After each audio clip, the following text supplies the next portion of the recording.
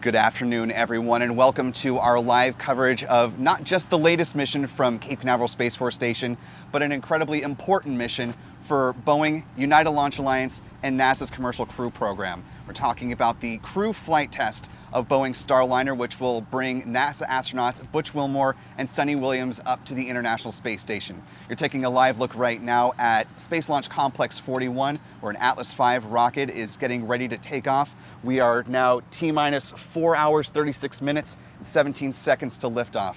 And we're so grateful that you could be with us for the start of this historic broadcast. And what a way to kick things off as we join us here at the press site, because we are joined by a very special guest. Former NASA astronaut and former Boeing astronaut, Chris Ferguson, is joining us here at the press site. Chris, it's so good to meet you, and thank you so much for joining us. It's great to be back here. It's been 6 months since I've had a chance to look around, and I love what you've done with the place. No, thank you. It's not too shabby, right?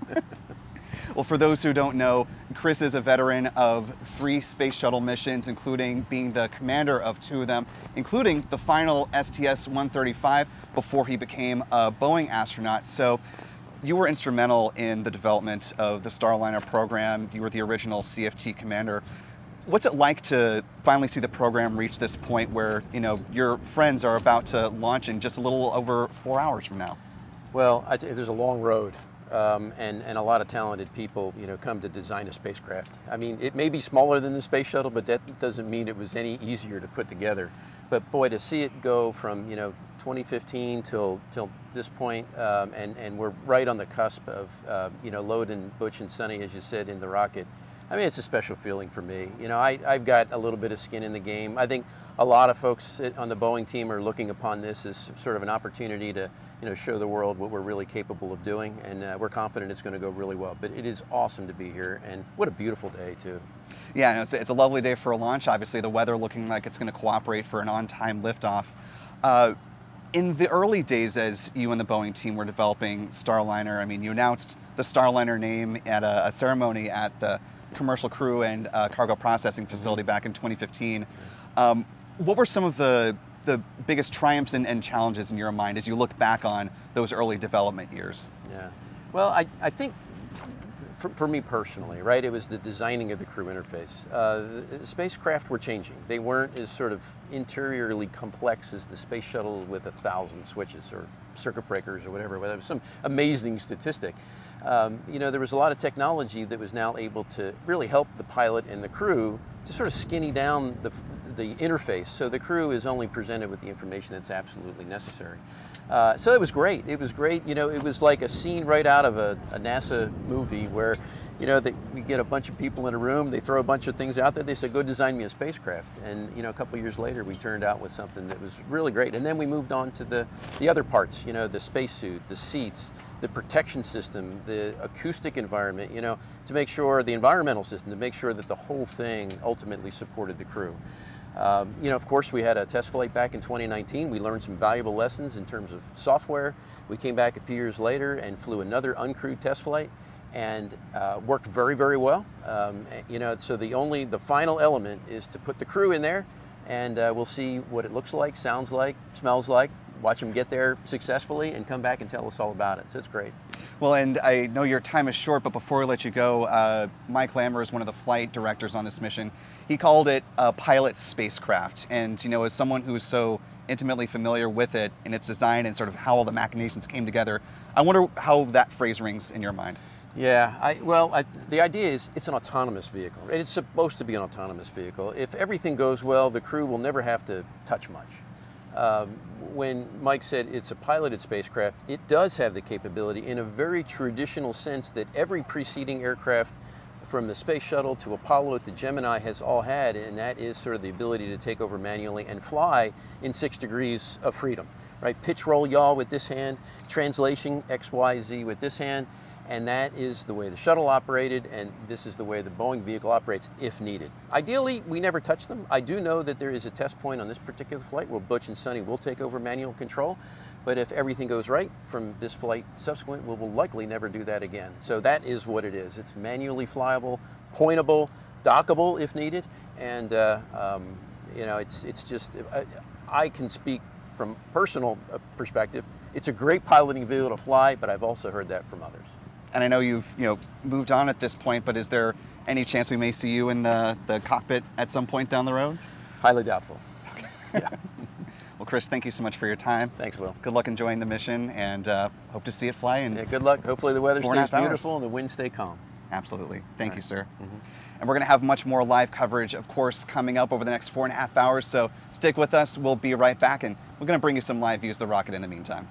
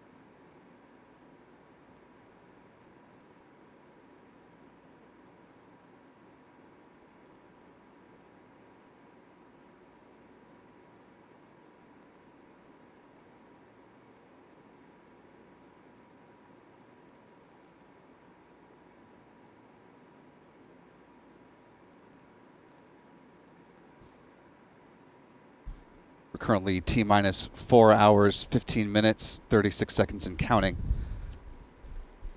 So far, things are proceeding nominally with the fueling of the Atlas V rocket.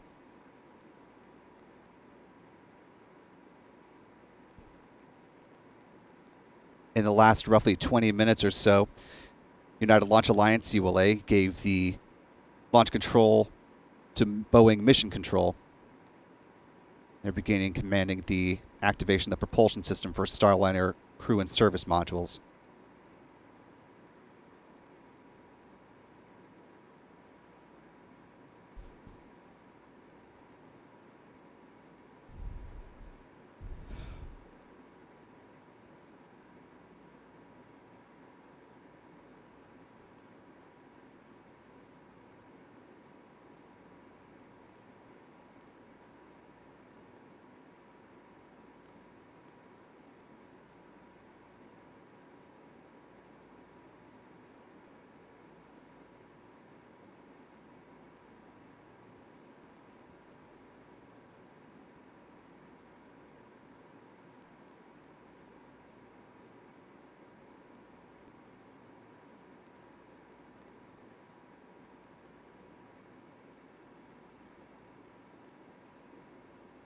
LC Fuel 2. Go ahead. Centaur LH2 has been above 99.8% for 5 minutes. Roger. Peony 2 LC. Go ahead. Perform Centaur LH2 SVV cycle test. Roger. ECS LC. ECS. Adjust lower payload fairing ECS set point per TRD. Roger.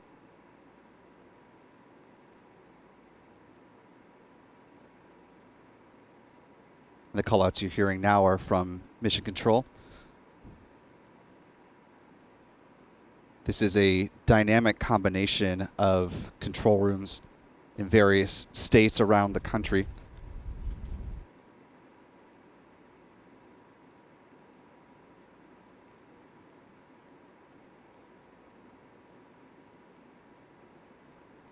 Of course, Boeing and ULA both have control rooms here.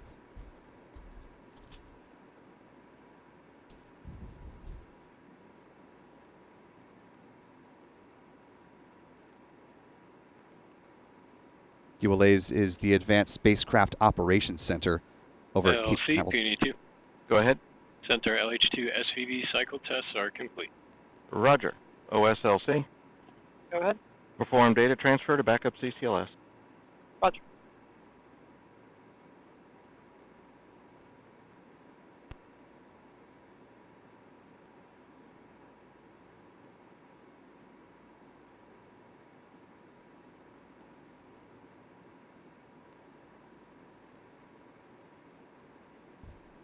At T-minus 4 hours, 12 minutes, 24 seconds and counting.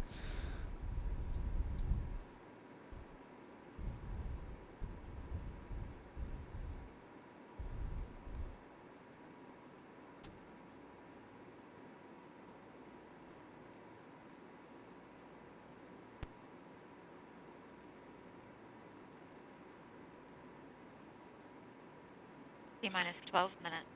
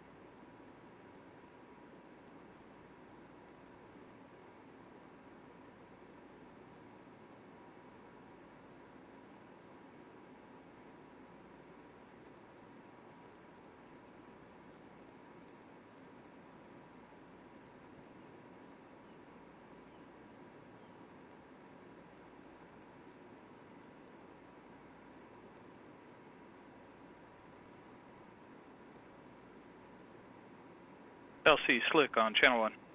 Go ahead, Slick. Clip step 4.56, CM and SM prop system activation complete.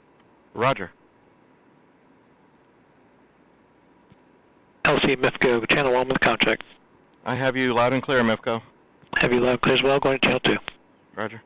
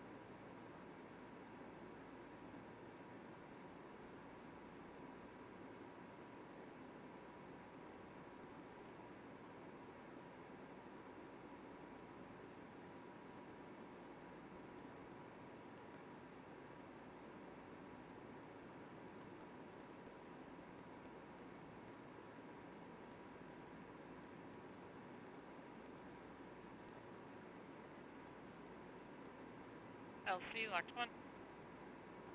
Go ahead. Atlas L2 at flight level. Roger. LC locks 2. Go ahead. Center LA2 at flight level. Roger.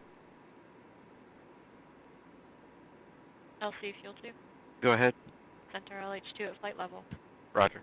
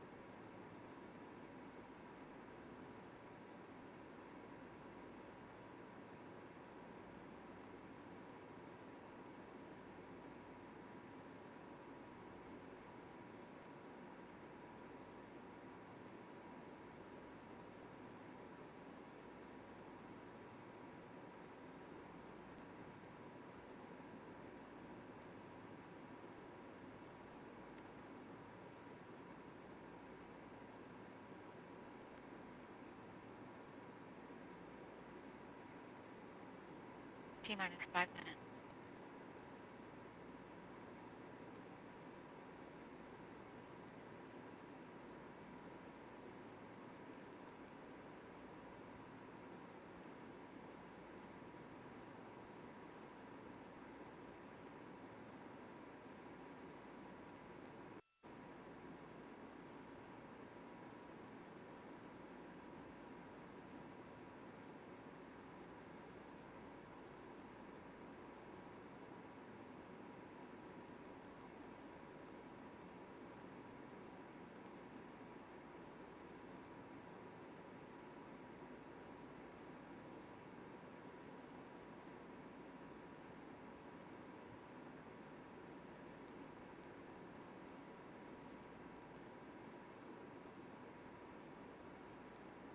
T-minus 4 minutes and holding. This is a programmed 4-hour hold.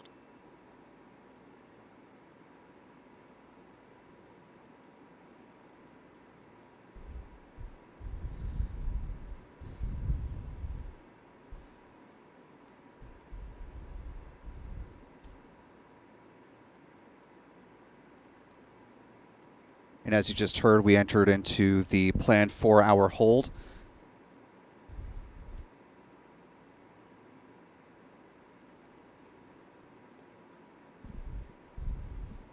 Sorry.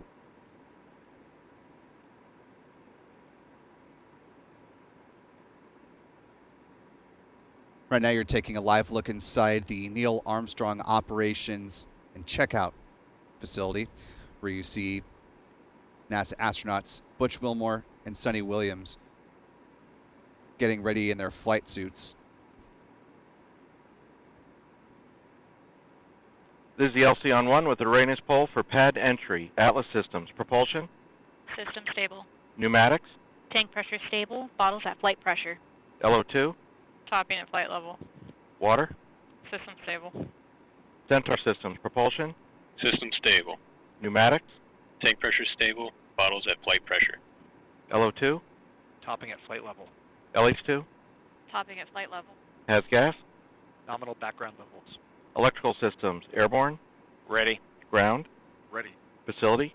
Ready. RFFTS. Ready. Flight Control. Ready. GC Cube. Ready. Op Support. Ready. Com. Ready. Umbilicals. Ready. Arm Control. Deployed and latched. ECS. System stable on GN2. Quality. Ready. Op Safety Manager. Ready. ULA Safety Officer. Ready. Spacecraft Coordinator. Ready. Anomaly Chief. Ready. Range and Weather. Ready. Launch Director. Ready. Proceeding with pad entry. OSM, turn area warning system lights for Complex 41 to flashing amber. Establish CAT access beacon in normal access. Maintain roadblock control and permit Blue Team to enter the BDA. Roger. Arm control, verify inhibit remove for CAT emergency egress water system. Verified.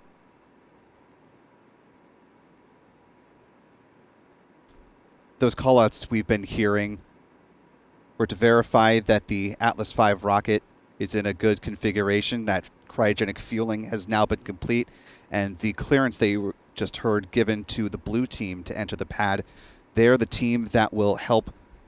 Spacecraft Coordinator, LC. Go. Begin video surveillance of Blue Team pad activities. Roger. LOX 2, LC. Go ahead. Notify LC prior to performing Centaur LOX transfer line rechill. Roger. Peony 1, LC. Go for Peony 1. Verify AHB storage mass above 415 pounds. Verified. Suspend AHB charging. Roger.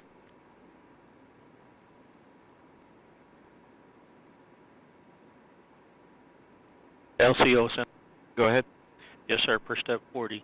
8 personnel are entering BDA at this time. Roger.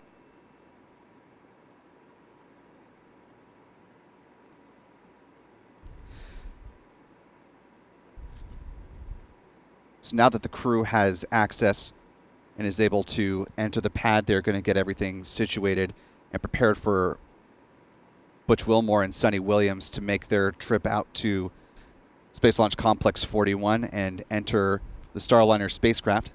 They have not been inside since they did a crew flight day activity, essentially a dry dress rehearsal. L-minus 4 hours.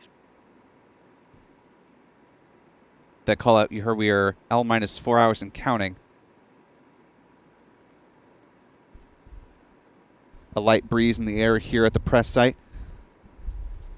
As the L-minus clock continues to tick down, the T-minus clock is in a 4-hour planned hold, and that is to account for the crew activities that are happening.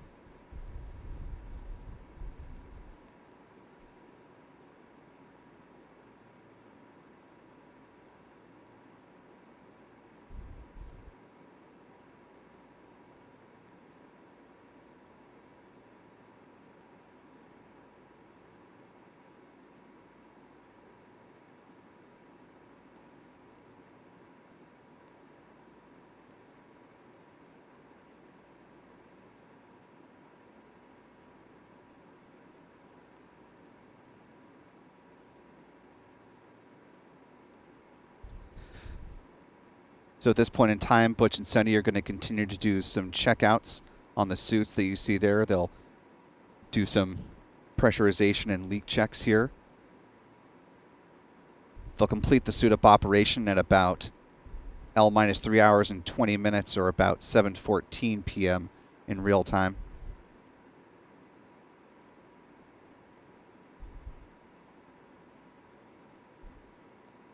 And of course, like all the crews for the commercial crew program and all the other human spaceflight missions for shuttle, they'll walk out of the O&C building,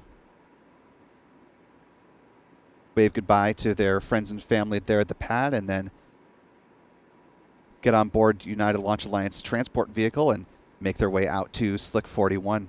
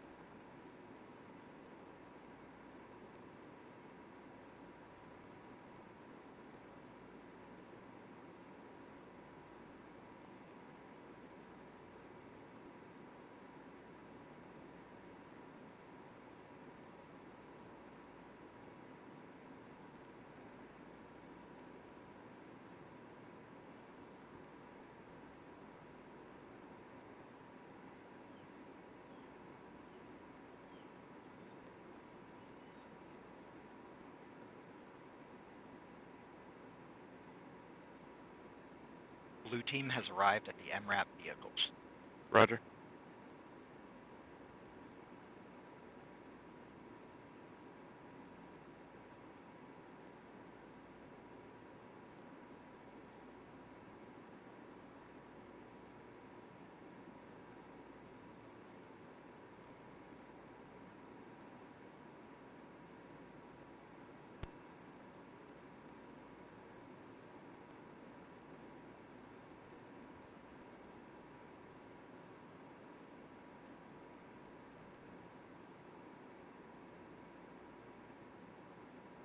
Arm control LC on 1.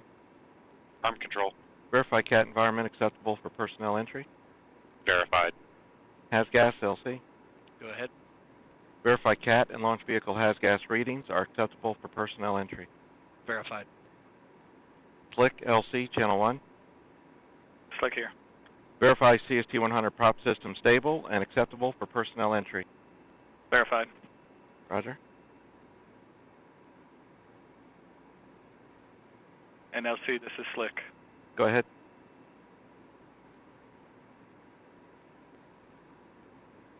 Go ahead, Slick. Yeah, we're going to be ready to hand over in about 3 minutes per clip step 5.4 to the MCC. Copy. Thank you. 3 hours, 55 minutes.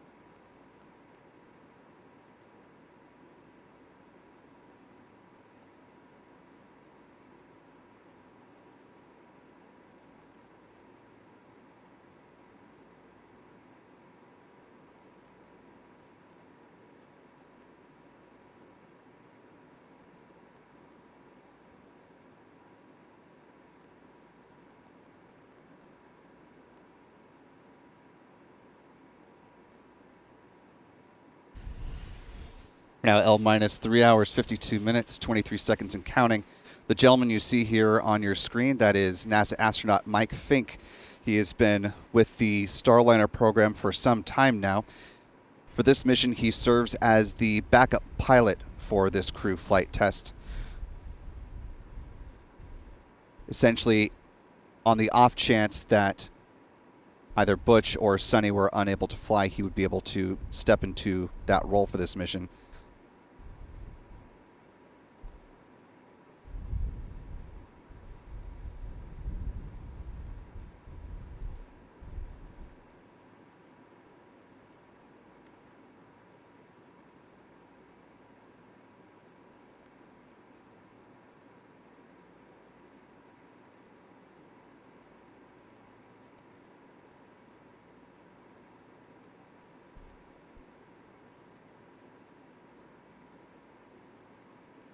A little bit of crew history for you on this crew mission. If you're with us at the top of the broadcast, you saw our interview with former NASA astronaut and former Boeing astronaut Chris Ferguson. He, after commanding STS-135, the final shuttle mission for the Space Shuttle program, he was hired as Boeing's astronaut. And as the crews were being announced for the first crew missions of the Starliner spacecraft, that being CFT and the first 6-month rotation mission. LC Slick on channel 1. Go ahead. Beginning handover from BMCC to MCC-CST. Roger.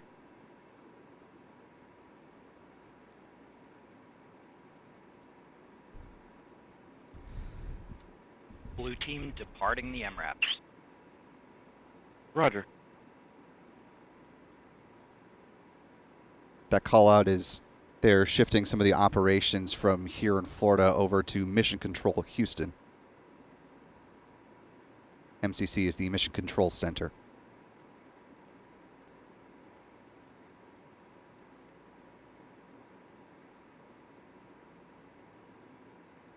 Taking a nice panoramic view here of Slick 40, Space Launch Complex 40. L minus 3 hours, 50 Blue team entering the pad. Roger. Now call out the support team. The blue team has now entered the pad. It's beginning to do so.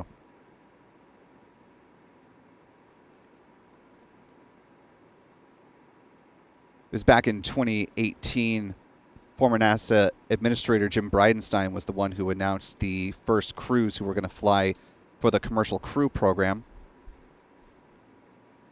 For SpaceX, of course, they chose NASA astronauts Doug Hurley and Bob Behnken to fly SpaceX's Demo 2 mission on the Dragon spacecraft. Boeing tapped their astronauts Eric Boe and Nicole Mann alongside Boeing astronaut Chris Ferguson.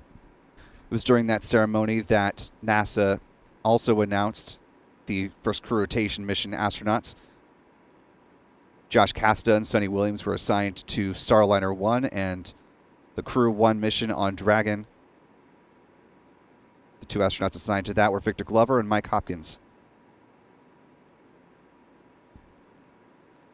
Over time, though, things have shuffled. Back in 2019, Eric Boe was removed from the Starliner CFT mission due to medical reasons. Blue team has parked at the base of the cat. Roger.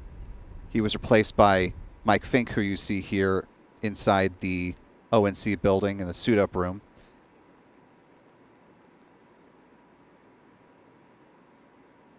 Chris Ferguson had to step aside, though, from this mission back in October of 2020 due to family reasons. And that's when the commander of this mission that you see here on the chair on the left, Butch Wilmore, entered the picture. He became the new commander of CFT. At that point, the team was still a three-person flight. That was going to be Wilmore, Fink, and Mann. Butch Wilmore, Mike Fink, and Nicole Mann.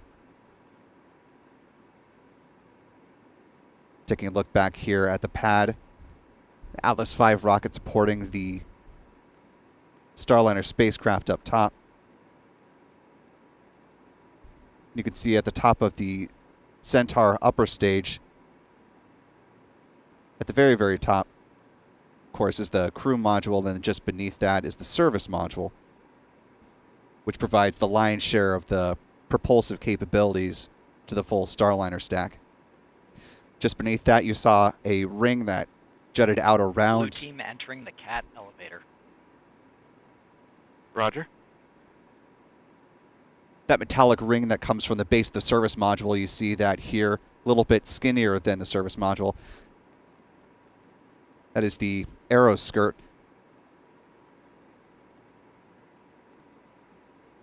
That helps provide a little more aerodynamic quality to the whole stack, and it'll be jettisoned mid-flight.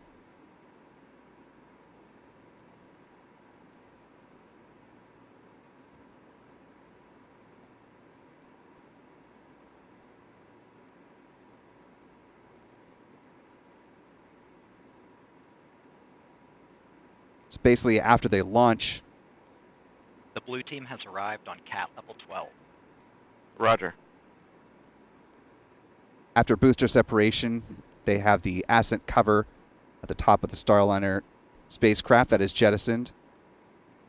It's followed by the two RL-10A 4-2 engines on the center upper stage igniting. That'll happen at about T plus 4 minutes and 48 seconds into the mission. And the aero skirt that I was mentioning is jettisoned at about the 5-minute mark.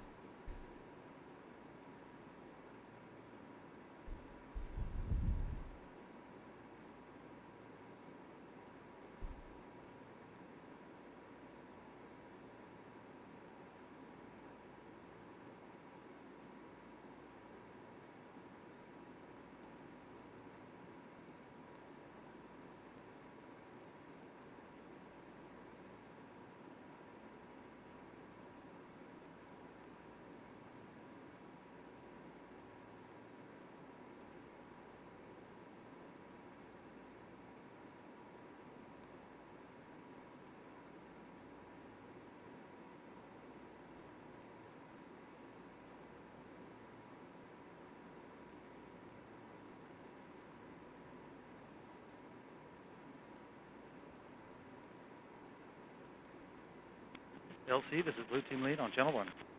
I have you loud and clear on 1. Roger that. Blue team has arrived at CAT level 12, performing white room toxic vapor and O2 checks. Roger. Now minus 3 hours, 45 minutes.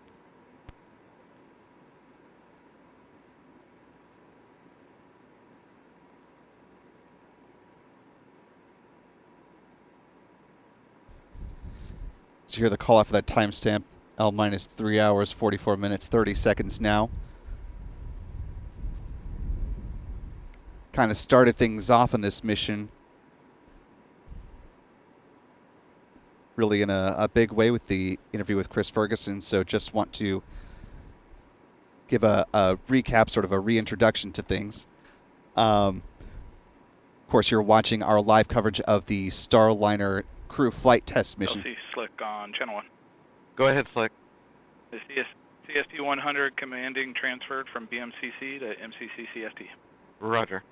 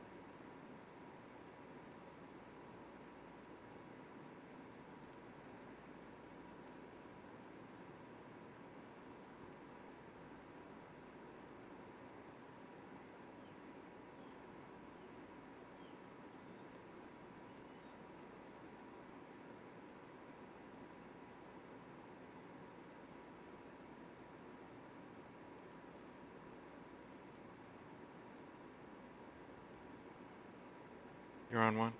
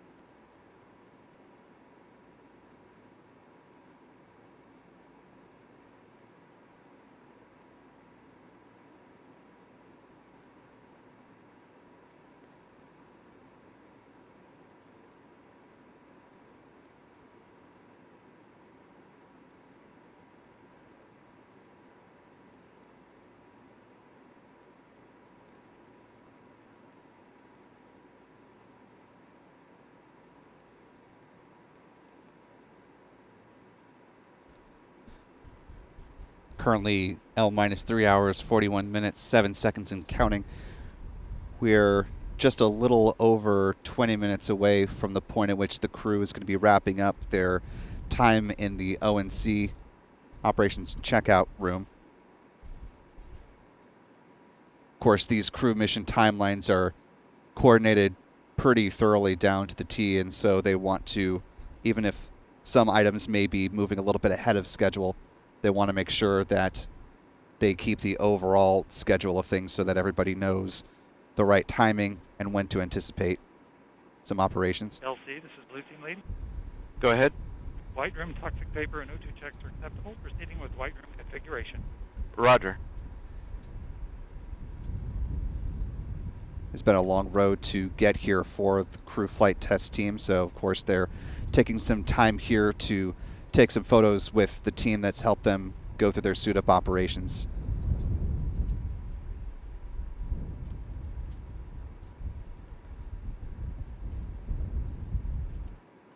Now minus 3 hours, 40 minutes.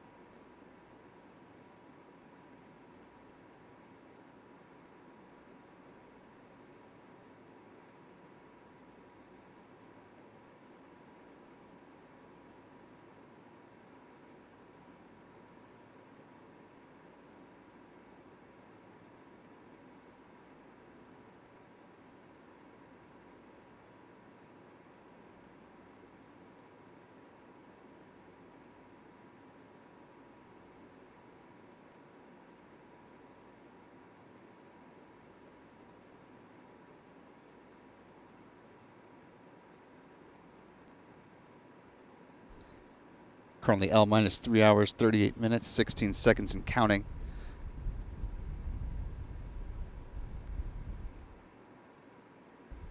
Again, it'll be about 7:15 when the crew is ready to leave the O&C building, and we'll see them wave goodbye to their friends and family, begin the journey out to the pad. So as we are anticipating that, let's go ahead and talk a little bit about the crew who's flying on the Starliner mission. On the left-hand side, you see Butch Wilmore, selected as NASA astronaut back in July of 2020.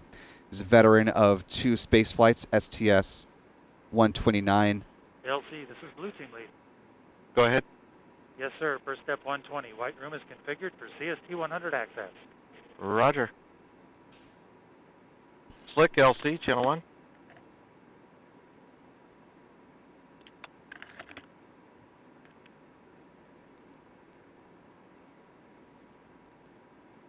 And with that call out, the room that is the white room they were just referring to is in a good configuration to accept the Starliner crew flight test astronauts.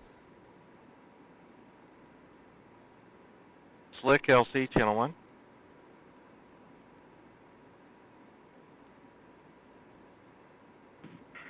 Slick on channel 1. Roger. Proceed with CST-100 hatch operations and entry. Roger, and I got step 5.17 for you. We are on forward and return link and now on RF. Roger.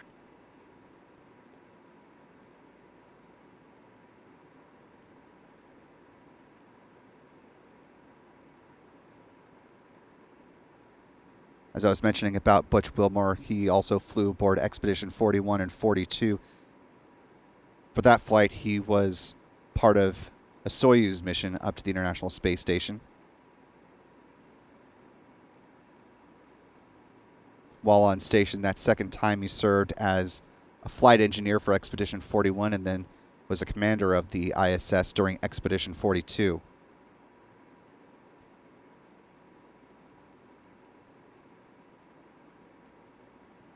He is a naval test pilot, and during his time, he's completed 3 spacewalks.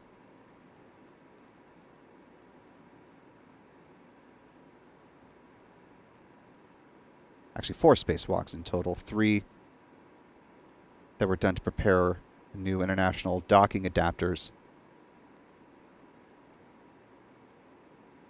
and a 4th to work on a failed voltage regulator on station. His total time on orbit has been 178 days. The pilot of this mission, the woman on the right-hand side in those 2 chairs, is Sunita Williams. She's a member of the NASA astronaut class of 1998. LC flight, channel 1. Go ahead, flight. Firm ready for hold call authority comm check. Proceed. Stand by for voice loop reconfiguration. Roger. That van you see there, that is their ride out to the pad, where we'll see Butch and Sunny 3 hours, 35 minutes. and Mike Fink hop inside.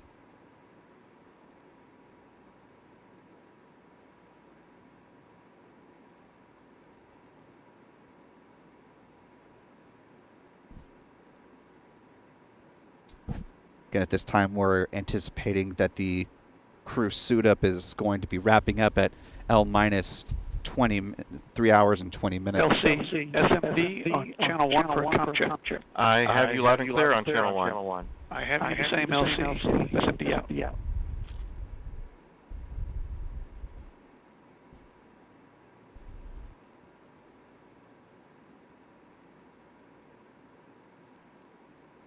LC flight, comm check on airground 1. I have you loud and clear on channel 1. Copy, I have you loud and clear on CST airground 1. This completes full call authority comm check. Roger. Roger.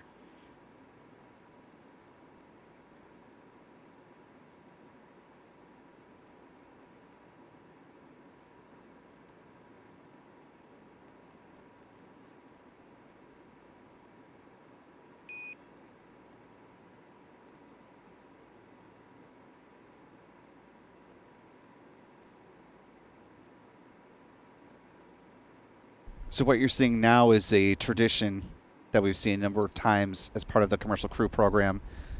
The team plays a card game of their choice against the head of the astronaut office. And they play until the commander of the mission loses. The games change from mission to mission, so it's not entirely clear the game that they've chosen to play here. But losing this card game is losing it for Butch, that is, the commander of the CFT mission.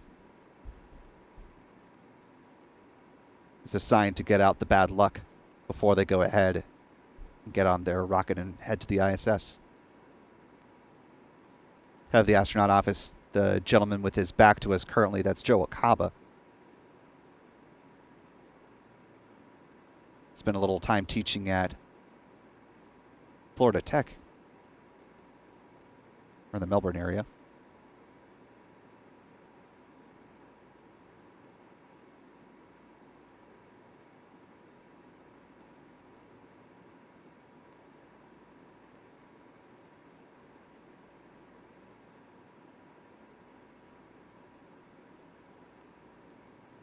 Like Commander Butch Wilmore, pilot Sunita Williams has flown on 2 space shuttle missions.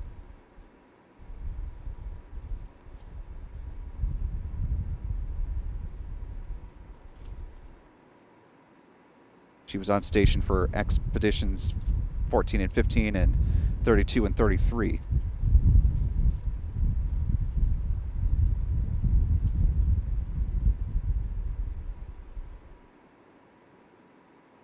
Like Butch, she's also launched aboard both the space shuttle as well as a Russian Soyuz spacecraft. You're loud and clear on 1. Thank you, LC. Minor comm issue with blue team, but it is resolved now. Roger.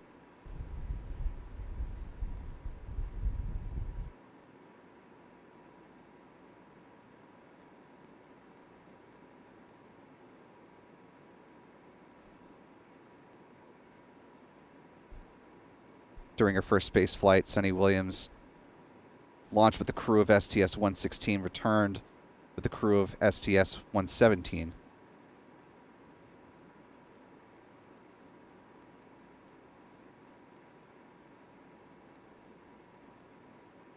During that mission, she completed 4 spacewalks, spending a little more than 29 hours in total outside the ISS. Also notable, during that mission, she completed the Boston Marathon while on orbit. A grueling race in its own right. Certainly quite the feat, if you will, to do so on orbit.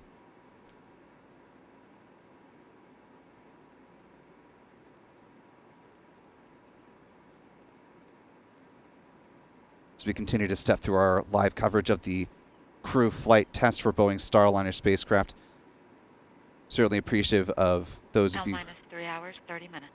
Who are joining us here in the live chat. Nearly 5,000 of you who are with us. If you haven't already, if you could hit the like button, it allows more folks to find this live coverage as we continue to step through the count, as we are awaiting the egress of Butch and Sunny from the operations and checkout building into their ride to the pad. Our photographers, Adam Bernstein and Michael Kane, ready and waiting to take some photos of the crew as they head out and wave goodbye to their friends and family.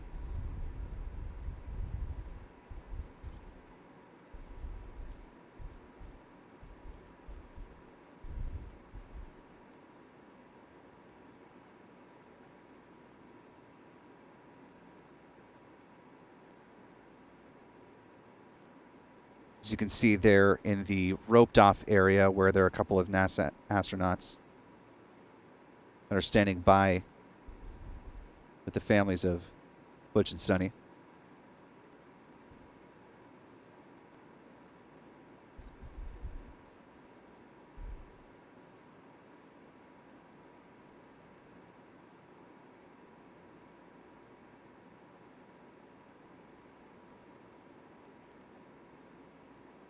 And the crew, in quite literal admiration of the people that helped get them here, are giving their flowers to those who helped on the journey to finally getting these two to launch aboard the Starliner on its crew flight test.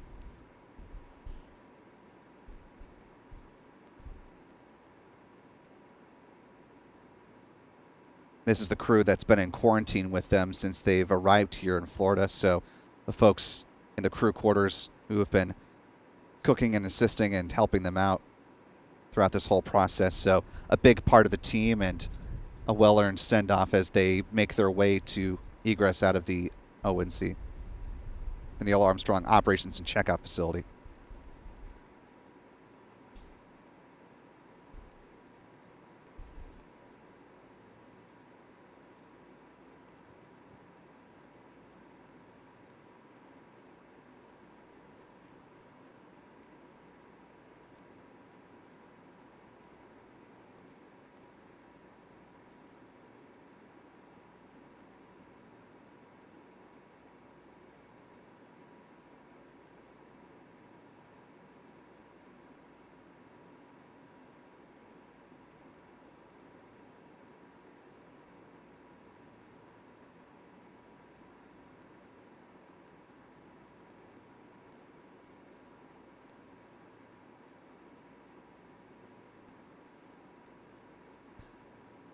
So the vehicle that you're seeing here on your screen, L minus 3 hours, 26 minutes, and 56 seconds now,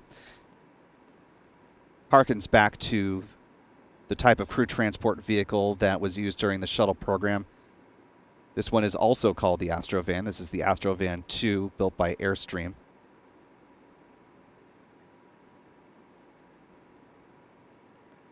It is essentially a modified Atlas touring coach that was built in partnership with Boeing. Taking a look at the door that all of the commercial crew astronauts have gone through. Obviously lots of mission patches there from the shuttle era as well.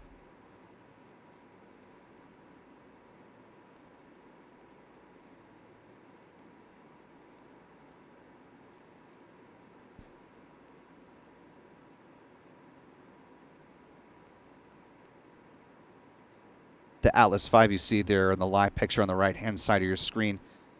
This will be the 100th Atlas V rocket launch to date. So certainly a momentous occasion for United Launch Alliance as well as for Boeing.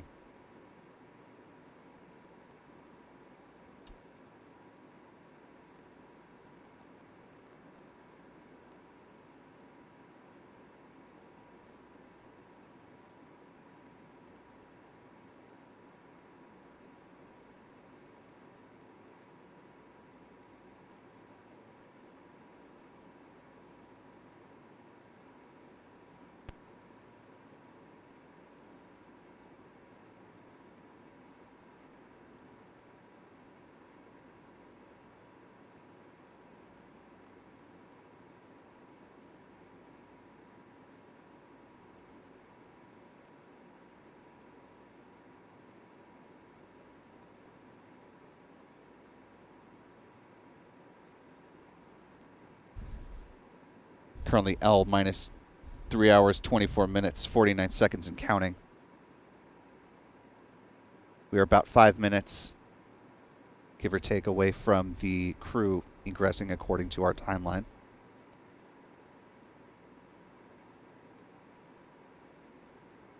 Comes at about L minus 3 hours and 20 minutes.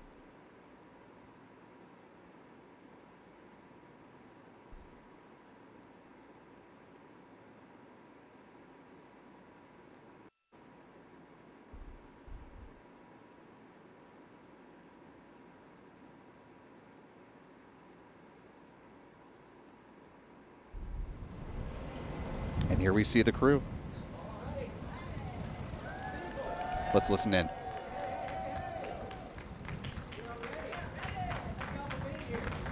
LC Slick on channel 1. Go ahead, Slick. Hatch open, ops complete. Confined space checks are nominal. Roger.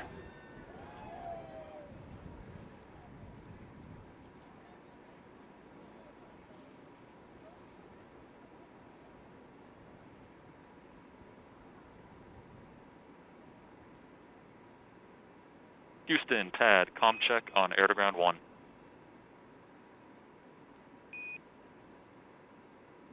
Got it, Houston, air-to-ground 1, we have you loud and clear. Moving to air-to-ground 2 for comm check. Roger.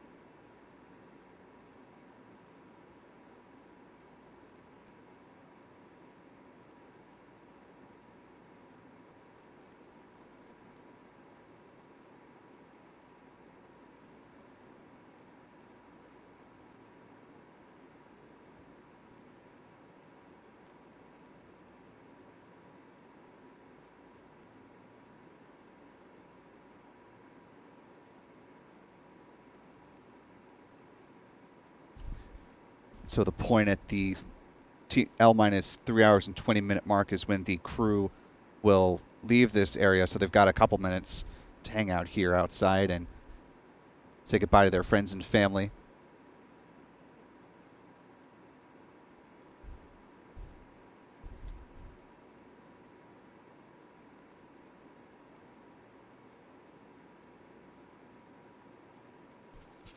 And the visor, or the helmet that you see there at the back of their suit, that'll remain unzipped until they're in their respective seats in the Starliner spacecraft and they go through the pressurization of the suits, conduct leak checks. So that can remain open for now and through the transport operation out to the pad.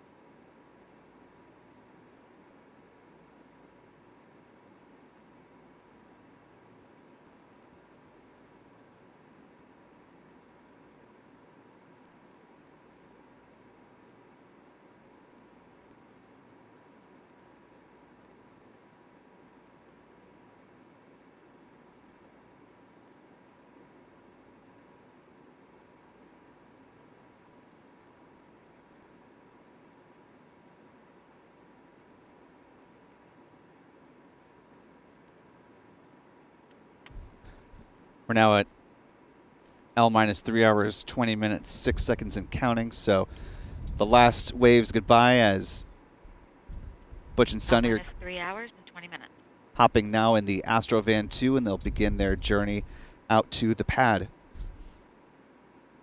And this has been mentioned multiple times in various interviews, but when asked what they're going to be watching or listening to on the ride out to the pad, not sure if they'll have the hyperclip that Butch had requested, but they may be listening either to just the soundtrack from or perhaps some clips from the movie Top Gun Maverick as these two naval test pilots get ready for a big test mission with the CST-100 Starliner spacecraft.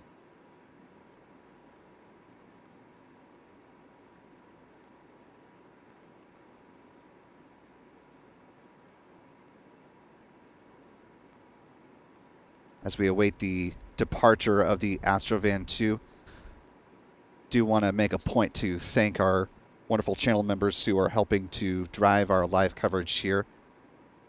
So thanks to folks like That Opal Guy, Jonathan McD, Joshua Ganin, Mark Otto, Jeef, Callistia Lee, Dave S., Nelson Reyes, John Torrance, Rick Donner, many others. Certainly appreciate your support of the channel here and our ongoing live coverage. Channel membership, of course, comes with a number of benefits, including discounts at our online shop, shop.spaceflightnow.com, access to member-only videos here on YouTube, and the ability to watch all of the liftoffs in 4K.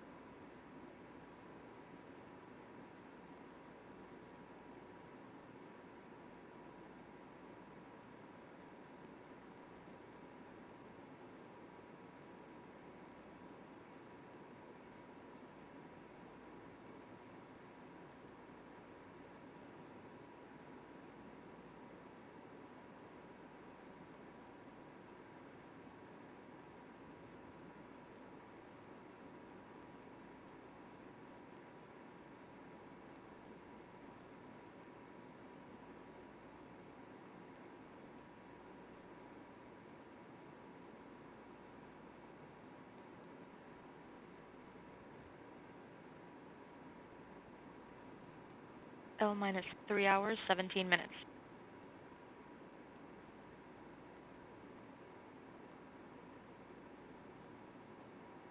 Taking a look at our live chat here as we await the exit of the Astrovan 2. Want to welcome a number of new channel members here joining us, have been throughout the start of the stream up till now. So welcome to Tony Hawks joining us at the pad leader level, or actually I think some of these may be from our previous stream. So let's scroll down here as we see the Astrovan now heading out from in front of the Neil Armstrong Operations and Checkout building. It's going to be making the drive out to Space Launch Complex 41, Slick 41, for the first crewed flight of the Starliner spacecraft, and also the first time that an Atlas V rocket has supported an astronaut mission.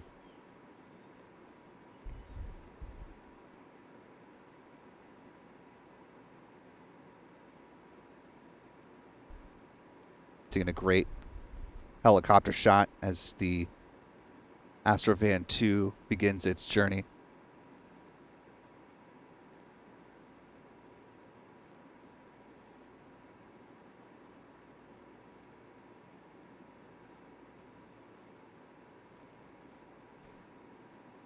As we're hearing some words from NASA commentator just confirming what I mentioned earlier, that yes, in fact, there is a TV monitor up there for Butch and Sunny, and yes, in fact, they do have Top Gun Maverick playing on their journey out.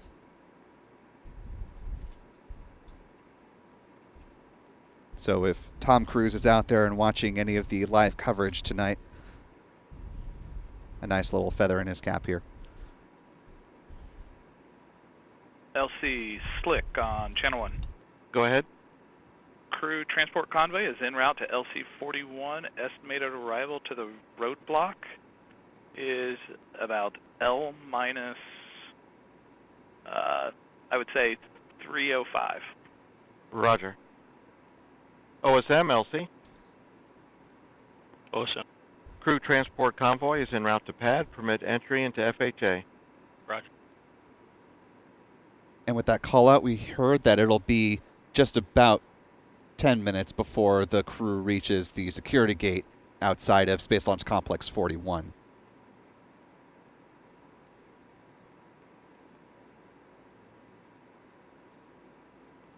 So we're seeing them take the journey here, and the Astrovan should be passing by the press site.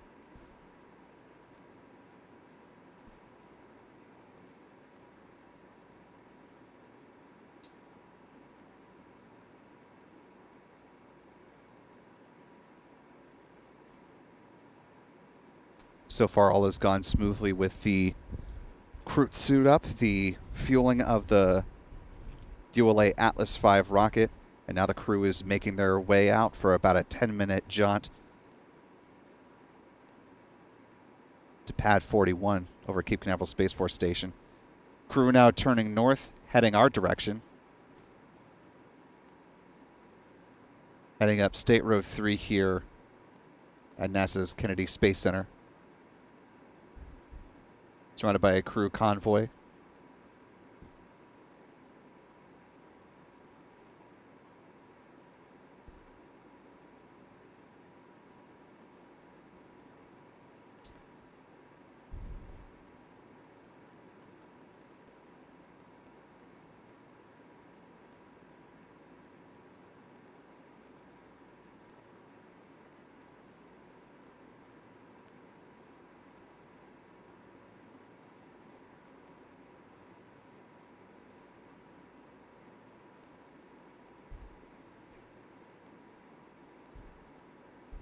Currently L minus 3 hours, 12 minutes, 38 seconds and counting.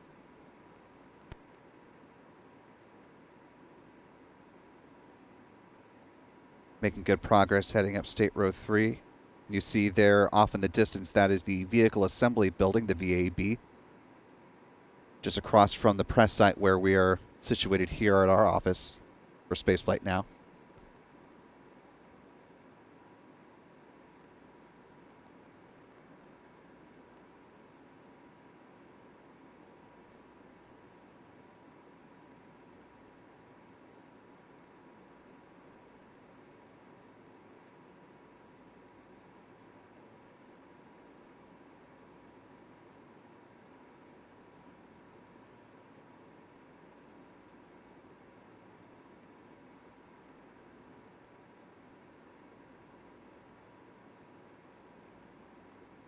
Of course, this team that is en route to the pad has gone through this process once before without a fueled rocket, but they did a crew readiness day, a dry dress rehearsal, if you will, making sure they had done basically a full flight style operation. However, of course, the rocket was not at the pad at the time. The astronauts got into the Starliner spacecraft while the Atlas V was still in the vertical integration facility, or the VIF.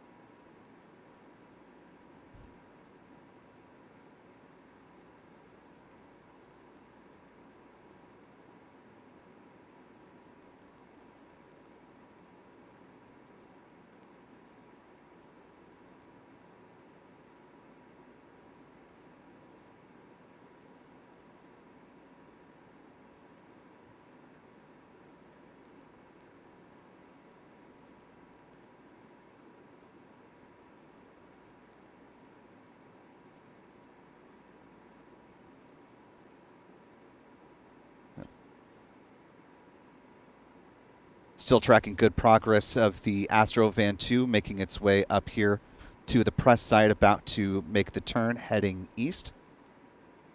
And we'll see it pass by the VAB coming up here in just a matter of minutes. Maybe about just a minute or so. You can hear and see the helicopter passing over that is tracking the crew from the air.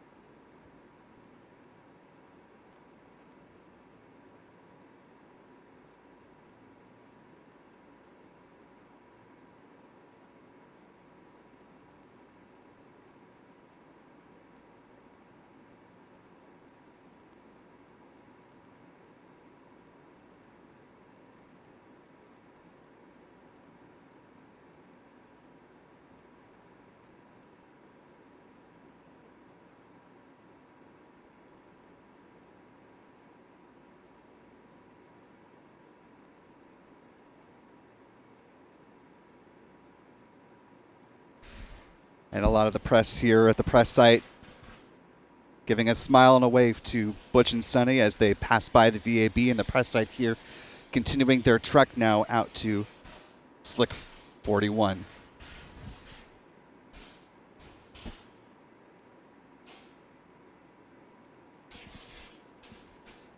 The gravel road that you see there on the left-hand side of the screen, that is part of the, it's called the crawler way.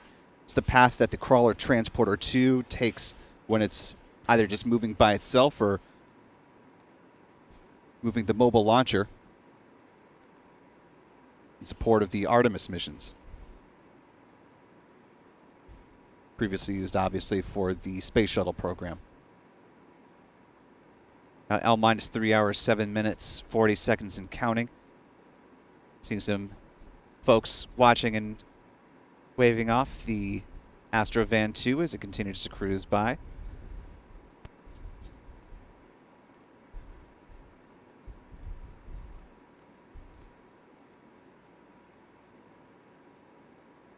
Some great aerial views here.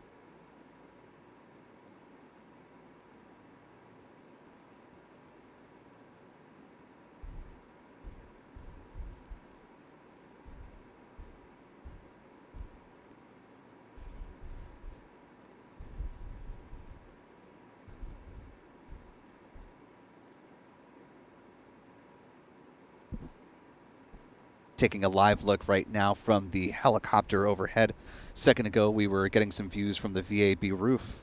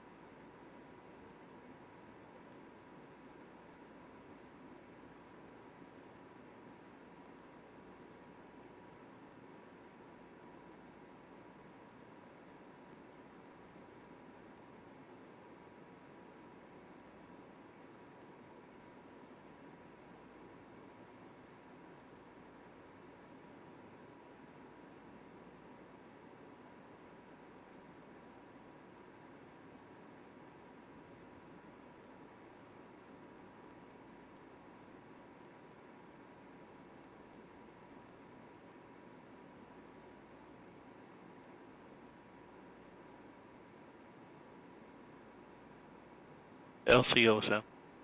Go ahead.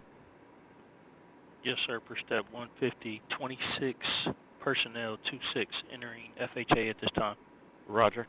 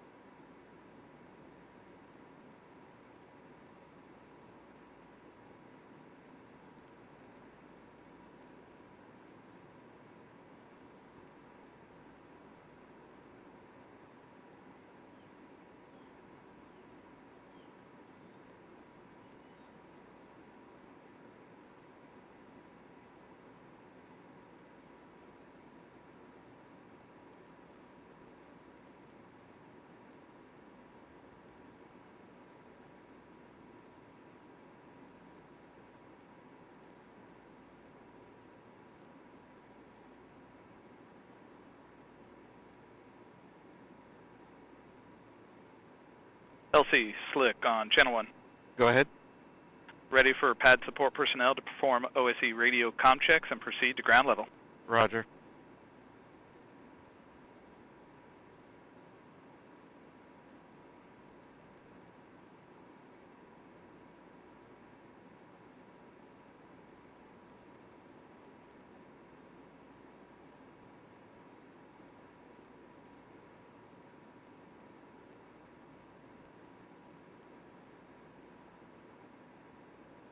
And LC, this is Slick. They're exiting the white room to grab the radio now.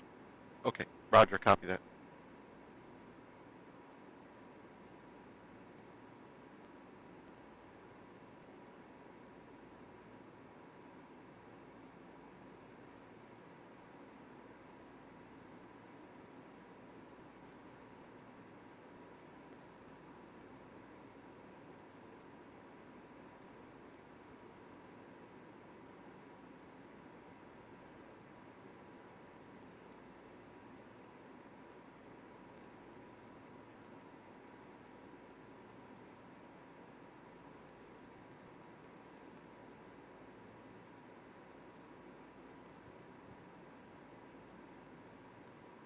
The flight crew convoy has arrived at the pad gate.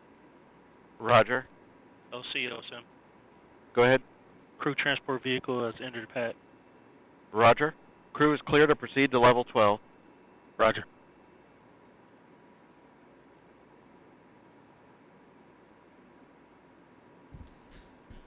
We're now L minus 3 hours, 22 seconds and counting. You can see the Astrovan making its way up the ramp and approaching the Atlas V rocket.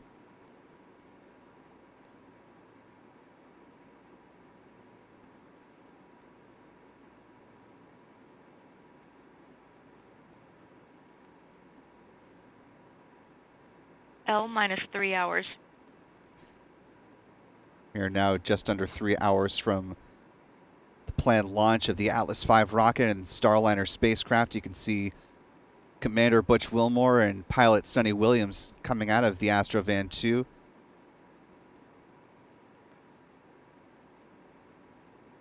And with their social media guru, if you want to give Mike Fink another hat to wear, but he's been doing a great job of capturing the moment as he's been in quarantine, serving as the backup pilot to these two, and so having a great opportunity to capture some of these moments up close with his friends who are going to be launching on the first crewed flight of the Starliner spacecraft.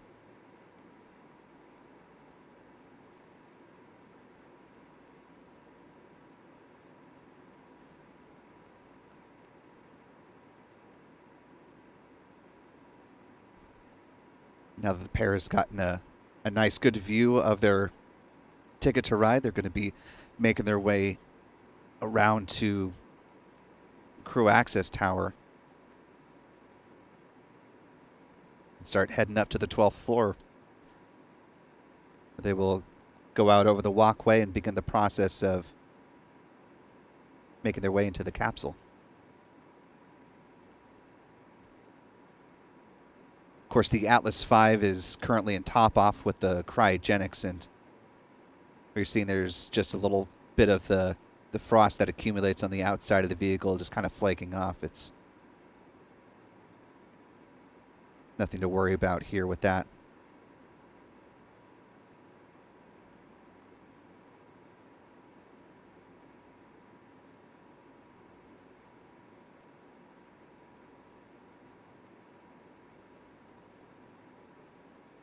Of course, because they're in their flight suits, they're getting ride to stairway service here.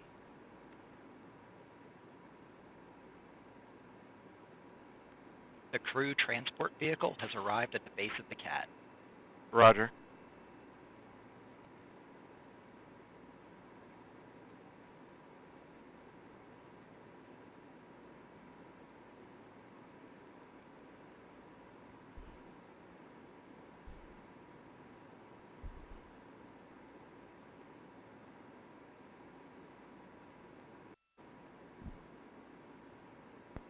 LC locks 2. Go ahead. For your awareness, we've just had a quick instance of some topping oscillations, and I command my system into a stop flow. Roger. And so you're going to pause here for 5 minutes? That's affirmative. Roger. Advise when you reinitiate. We'll go.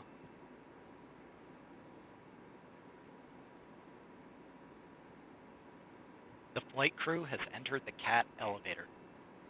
Roger.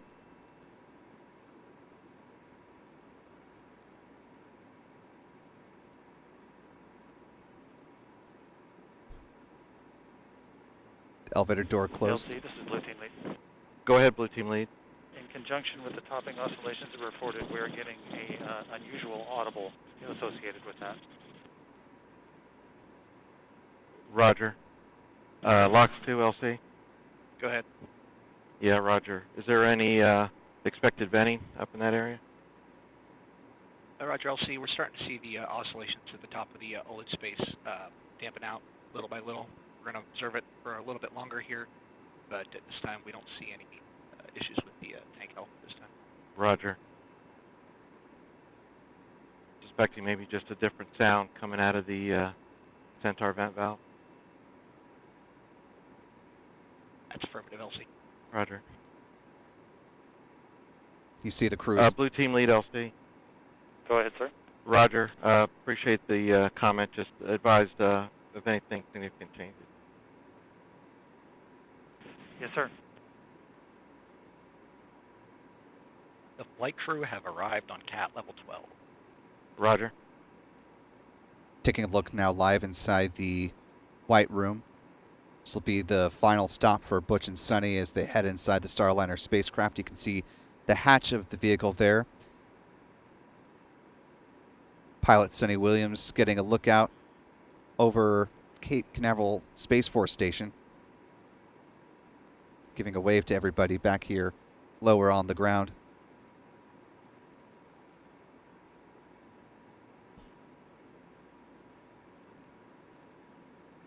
The contraption you saw that they walked by as they were making their way up here over to this part of the walkout, the crew access arm, that was the crew escape system, basically a slide wire basket similar to what's over at Launch Complex 39A and similar to the system that's over at LC-39B.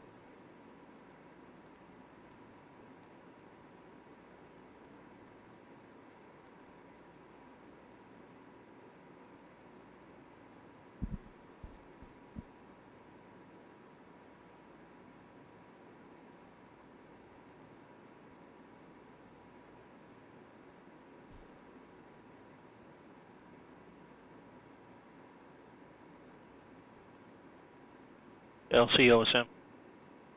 Go ahead. Yes, sir. Crew transport vehicle is clearing the pad. Roger. Now they're walking across the short walkway here into the inside of the clean room. And OSM, proceed to south fallback. Roger.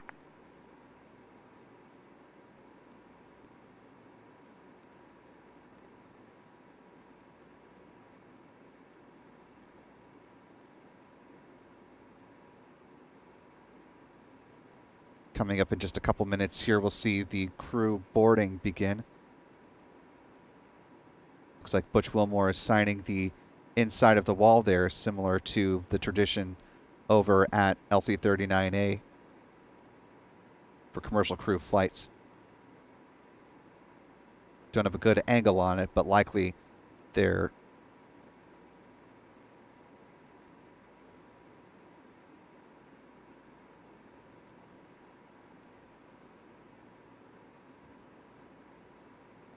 and a great moment to bring together the crew and the blue team, who've been working exceedingly hard to get to this point. Some final moments before. Go ahead. As discussed in the room here, we're almost at the end of our 5-minute timer for restarting flow with the oscillations. Recommendation from IFS is to resume flow and then immediately initiate a rechill process once we have regained our topic state. Roger. I concur. Proceed.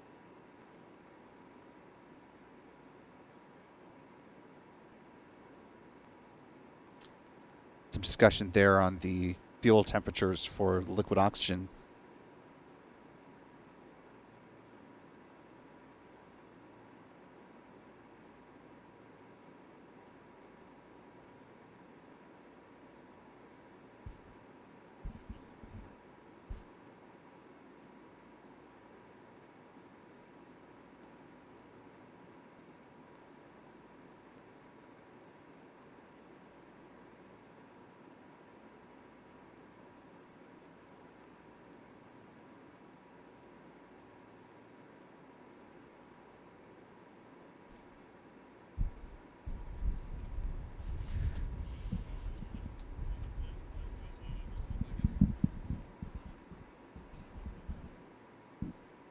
Yeah, I think 9:15 sounds.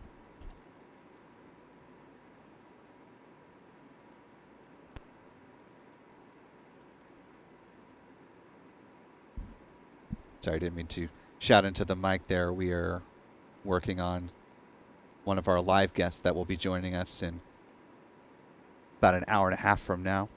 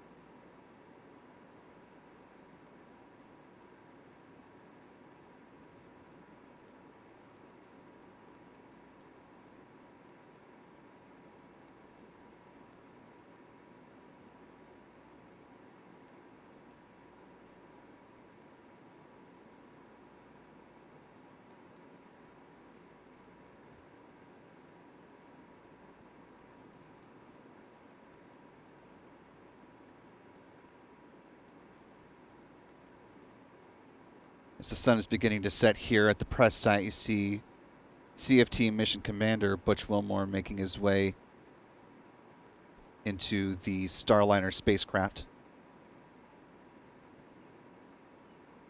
Of course, the blue team there making sure to protect his head and protect the helmet as he's making his way into the spacecraft.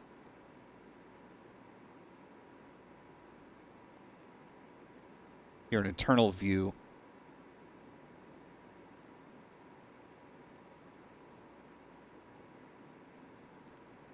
Unfortunately, the software on this first crew flight test of Starliner is not going to be able to support live. Logs 2.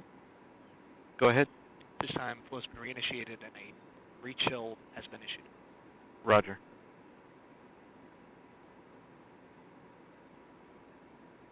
And blue team lead, LC.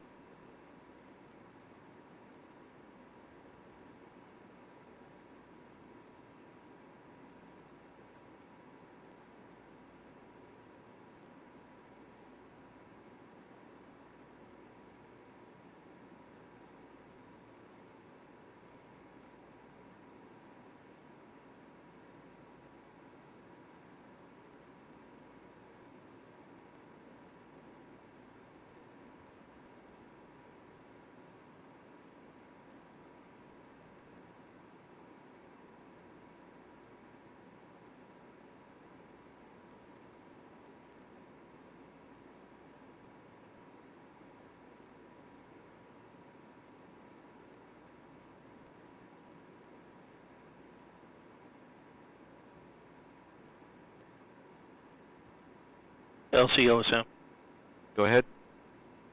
Yes, sir. Per step 160.24.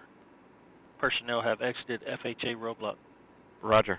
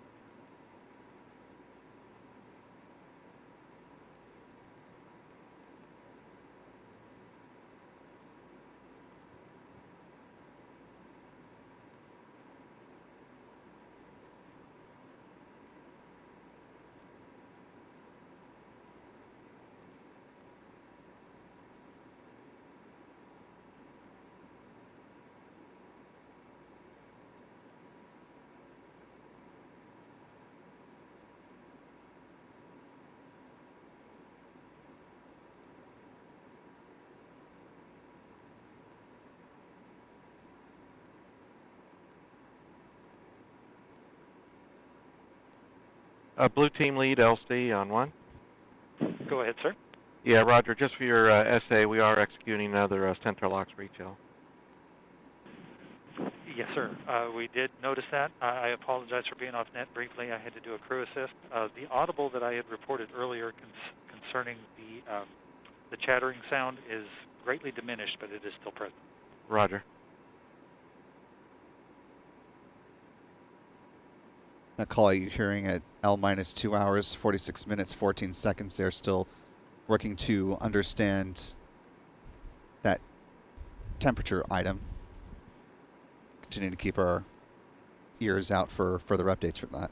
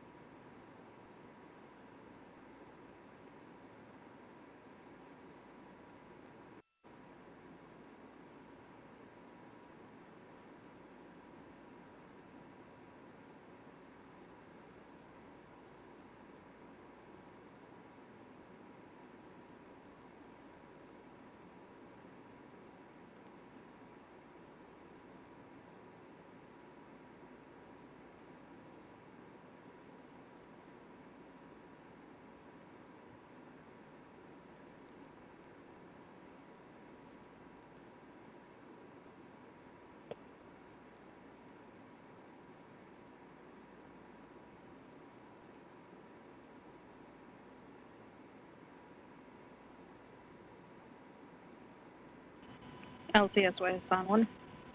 Go ahead, SYS. Step 170, L1 balloon cycle task is complete. Roger.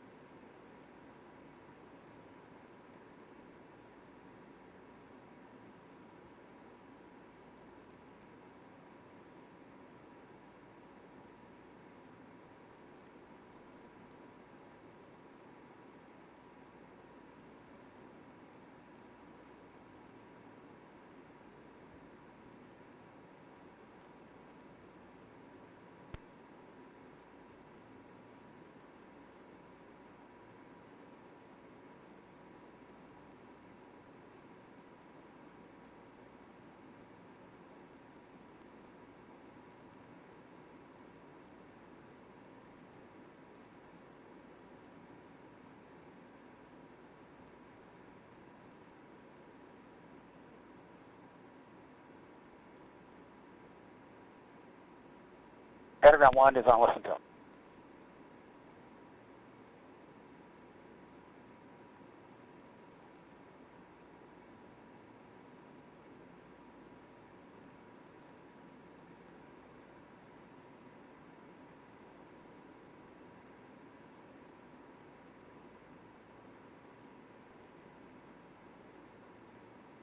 And LOX 2, LC.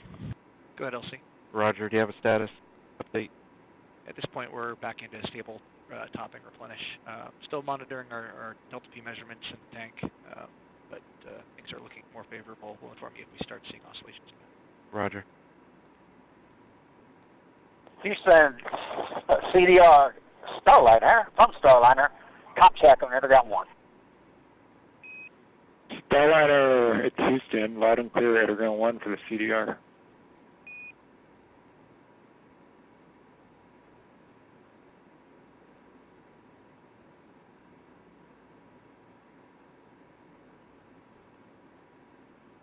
And Houston, Starliner, we're ready to power Suit Fan Bravo. Starliner, Houston, Pentagram 1, we copy, ready for Bravo on the egress control power panel. You can take Suit Fan Bravo to ON.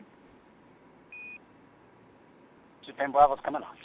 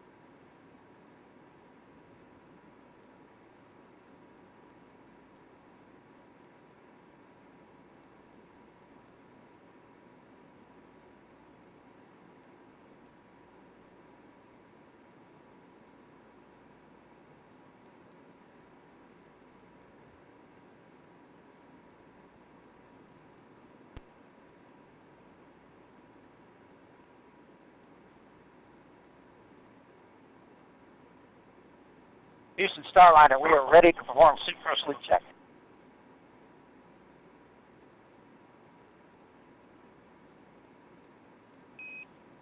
Starliner Houston, we copy. Ready for suit gross leak check. CDR, we're ready.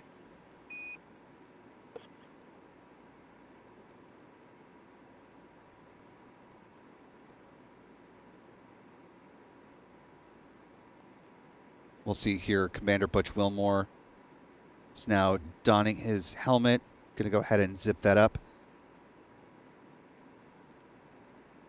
The spacesuits that they wear have both an external and internal suits to create a more complete seal.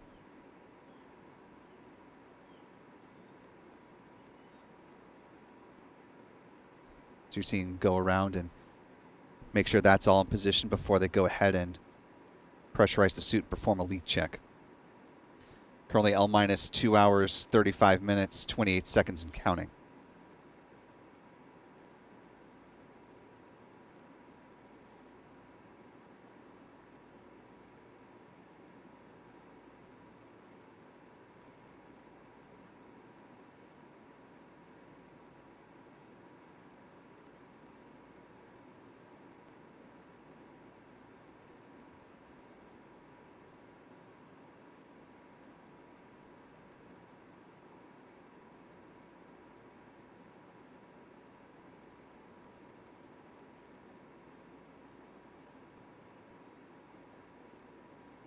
Successful suit gross leak check on CDR. Houston copies a good gross suit leak check on the CDR. Thanks.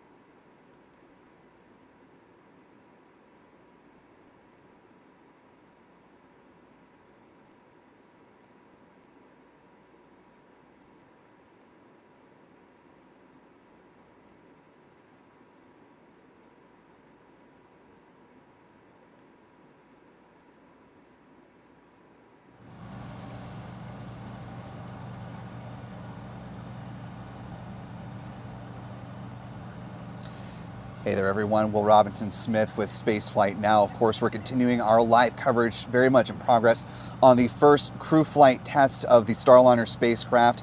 It's been so far a fairly smooth countdown with just one minor potential hiccup as they've been going through the count. They were watching the temperature on the liquid oxygen on the Atlas vehicle, but it sounds like that has come more into line. There were some odd sounds that they were hearing. Sounds like they've got a better understanding on that, and so they're pressing forward with the operations here at the pad. Again, L-2 hours, 23 minutes, 14 seconds and counting. And as we are continuing to step through the count, of course, we want to talk about the Starliner program, the path that we got here. And, you know, I certainly could talk about it by myself, and that would just be fine and dandy. But we're fortunate to be joined by an alumnus of Spaceflight Now, former editor of the publication, of course, Mr. Stephen Clark. Stephen, good to see you, as always. Great to be here, Will. And so here we are on the eve where the 100th Atlas rocket is going to launch. The first time an Atlas V is going to be launching with crew. You know, we've both been reporting on the progress of this vehicle to get to this point. For you tonight, as we continue to step through the count, what are some of the things you're watching for, and from your perspective, how's the count been so far? The countdown seems like it's been going very smooth. We did hear that one little issue with some oscillations, and it sounded like a propellant topping system on the vehicle, or the ground side. It wasn't really clear, but they did hear some sounds that were kind of unexpected out at the pad.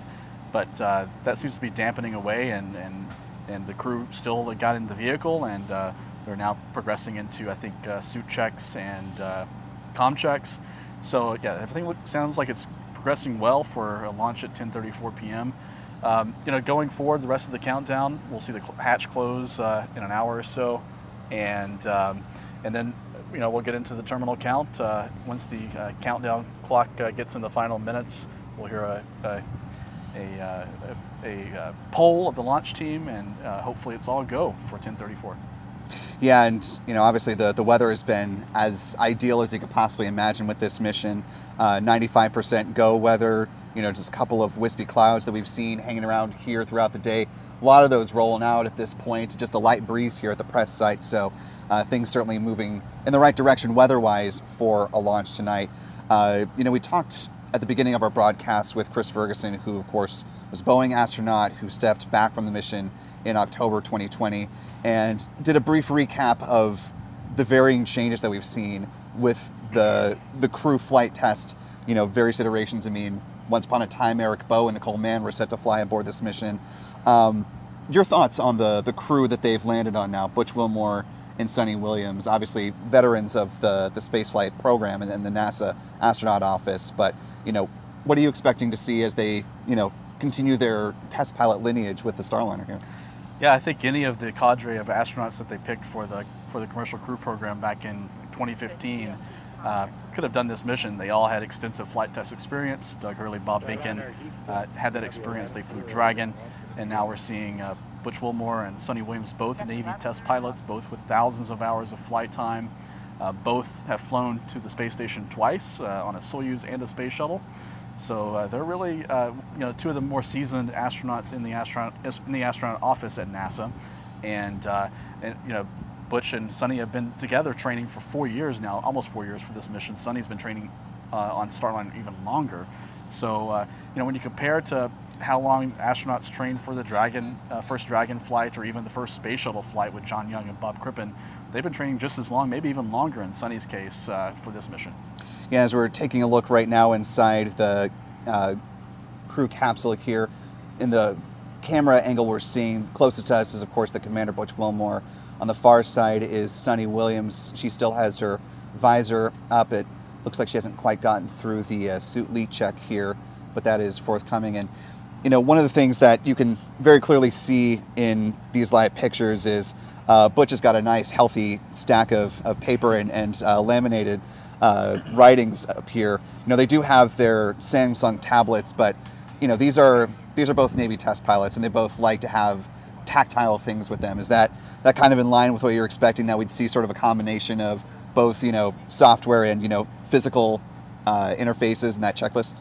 Yeah, the scene we're seeing here looks like a miniature space shuttle cockpit. I remember seeing the crews in their orange spacesuits strapped into the shuttle with similar binders on the knees of the commander and pilot. So that extensive checklist is right at his fingertips. If anything goes wrong in the countdown or in the ascent, he can reference that really quickly. And once they get on orbit, of course, they have the tablets you're talking about that they can use for more tranquil parts of the flight sequence. And Butch and Sunny, had some input, not necessarily on the where the switches are, but kind of what the displays look like. Some of the graphical interfaces that they have on the displays, they did have some input in fine-tuning those. And one of the astronauts mentioned a few days ago, one of the press events, that the display that they use has the edge keys around it where they can queue up different things, and it's very similar to the T-38 cockpit that they're obviously both very accustomed to flying. 100%. And in some of the high fidelity mock-ups we got to check out when we were visiting the Johnson Space Center, it is obviously we're seeing the backside of their crew display, so you can't see the knobs, the buttons, and the switches, but it is, as Mike Lammers put it, who is the flight director for Ascent and Landing, this is a pilot spacecraft. It's not quite as sleek and seamless as perhaps the SpaceX Crew Dragon in that sort of fashion. There's a lot more tactile nature to it. And what we're looking at here, just to sort of orient folks, as you're seeing the member of the blue team there with his back hunched over near the hatch opening, you can see the main hatch there. You see the little black structure near the top of the spacecraft in the top left corner of the picture here. That'll be the hatch that they open and go into the International Space Station with once docking occurs, which is set up for about 26 hours and some change after liftoff. Yeah, we're seeing them, get settled into their seats. I think we're about, per the timeline, maybe a little over an hour away from the scheduled hatch closure time. Wouldn't be shocked if they closed the hatch early. It depends on what kind of progress they're making. We often see that with the Dragon. Sometimes they close the hatch a little early. Sometimes there's an issue closing the hatch too. Sometimes there's some thawed foreign object debris, some particulate that gets in the seal they have to clean. On Dragon, it'll be interesting to see if they have that same minor issue on Starliner when they close the hatch. Well, of course, they've gone through these tests and cycles before closing the hatch, looking for any FOD, as you mentioned, foreign object debris. Being that this is the first time, though, that they're going to launch, they're going to take some extra precaution here and make sure that everything lines up perfectly and there's nothing out of whack as they go through, check the seal, make sure there's nothing obscuring it. And right now you're taking a look at the Starliner spacecraft as it is configured for the CFT mission. So there are only 2 seats on board, but where you see the member of the blue team right now, that would be the area where a 3rd seat would go in that row, and then beneath their feet, out of frame in this view, seats 4 and 5 can be configured down there. Just out of frame, there are some cargo bags and squared, essentially duffels, that are part of the cargo that they're taking up to the International Space Station. So, of course, this is just a short jaunt up to the ISS to really shake out the vehicle, as folks have said, make sure they can do all the necessary steps that the automated system just wasn't capable of, because you need that human interface. And a lot of it's going to happen during the ascent profile, right, Stephen? Yeah, that's what test pilots are for. So, it's interesting. They're not only going to be doing the manual flying when they get into orbit, they're also going to be, kind of the eyes and ears for the rest of the astronaut office. We've already heard in the countdown some unexpected noises out at the pad. That might not have been even an issue, just something that they didn't pick up in some of the previous simulations or on the uncrewed flight test, but it may just be something that is a standard part of every Atlas countdown that they don't necessarily hear because there's nobody out there during that part of the countdown. So yeah, just learning the sounds the valves make when they open and close, the venting during the countdown, and also the sensations during launch are going to be kind of a learning exercise for Butch and Sunny. And I think Butch said in the press conference back in March, he has no idea what to expect really. They have some sensors they've flown on the unpiloted test on Rosie the Riveter, and also in the spacecraft to pick up vibration and acceleration and sound and things of that sort. But it's not well calibrated. It's not well calibrated to the human ear. So you hear something, you don't really know how loud it's going to be in the cockpit. Exactly. Until Butch and Sunny report back. Yeah, I mean, you really don't know until you know. It's like you said, you can have all the sensors in the world, but there's something intangible about the human experience inside a spacecraft that, you know, obviously Doug Hurley and Bob Behnken were able to assess for SpaceX on the Demo 2 mission, something that wasn't able to be tracked in Demo 1, and, you know, they're going to get the same type of experience here with the crew flight test. Yeah, I can't wait till Butch and Sunny get on ISS and have one of their first, you know, outreach events with some VIPs or the media and talk about what the experience was like riding the Atlas V. I think it's going to be really interesting because, you know, of course the Falcon 9 and Soyuz are full liquid rockets. Atlas V has a liquid core and also 2 strap-on boosters, a little bit like the space shuttle in that regard, but a much smaller boosters than we see on the shuttle. So kind of, you know, no real analog to something like the Atlas V that any crew has ever flown. There's never been a crew that's flown on a rocket with, you know, 2 strap-on boosters, you know, relatively small compared to the shuttle. Well, and asking Shao Steve, we're getting now some great live pictures from the outside of the Atlas, looking back up at the full stack of the vehicle. They're continuing to remain in that top-off process as we're now 2 hours, 12 minutes, and 49 seconds prior to liftoff. So still quite a bit of time left before we see the launch of the Atlas V rocket. And, you know, worth noting, I know we're not looking at the seats right now. We may go back to those views in just a little bit here. Actually, we can go back to them right now. Thank you, Stephen. You know, we're talking with one of the suit techs who works for NASA. She's been involved with the development of sorry, I said the suits, I meant the seats. She's been with the seat part of the process for about 8 years. And she was saying, you know, if you look at the seats by themselves, there's not a lot of padding on them. There's like a little blue in the small of the back, and otherwise it's just kind of a very sturdy looking thing. It's not necessarily built to be the cushiest design. It's not a lazy boy. And there's a reason for that. And she said, you know, they relied on their experience learning from NASCAR and actually the racing community, because they've learned the impacts of the human body and what it can take going through that type of force, and minimizing movement obviously makes the human body more capable to take on a bigger load. And obviously they're going to be, you know, pulling some amount of G-force as they ascend from the Atlas pad here. It looks like, is that Sunny we're seeing the helmet of here? Yes, Sunny is in the center of the screen, whose hand is up there. And kind of in the darkness here on the right, I guess, right? Yeah, Butch is in shadow, and unfortunately we're not getting a lot of great light on Butch's face, but I imagine he can see the displays, and that's obviously the most important thing.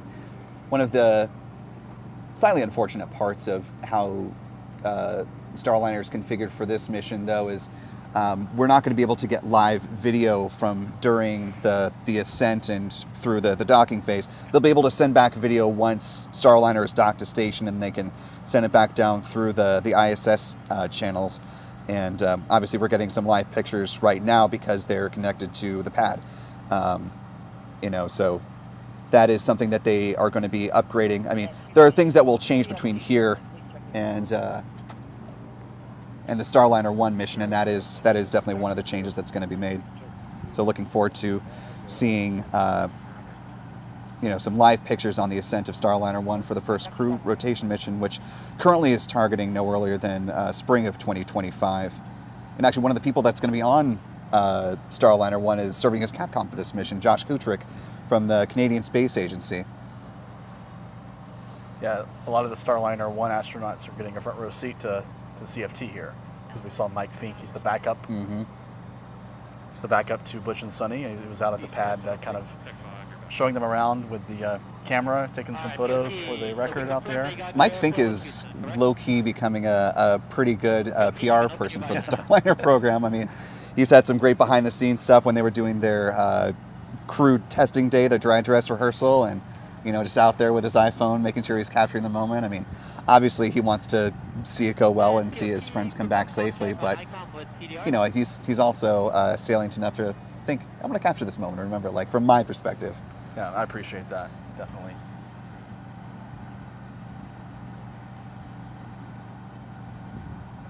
And so once they're docked on station, there's obviously some additional steps that they're going to be taking to further test the vehicle. Obviously they want to see it dock again with the ISS, you know, ingress and egress from the vehicle.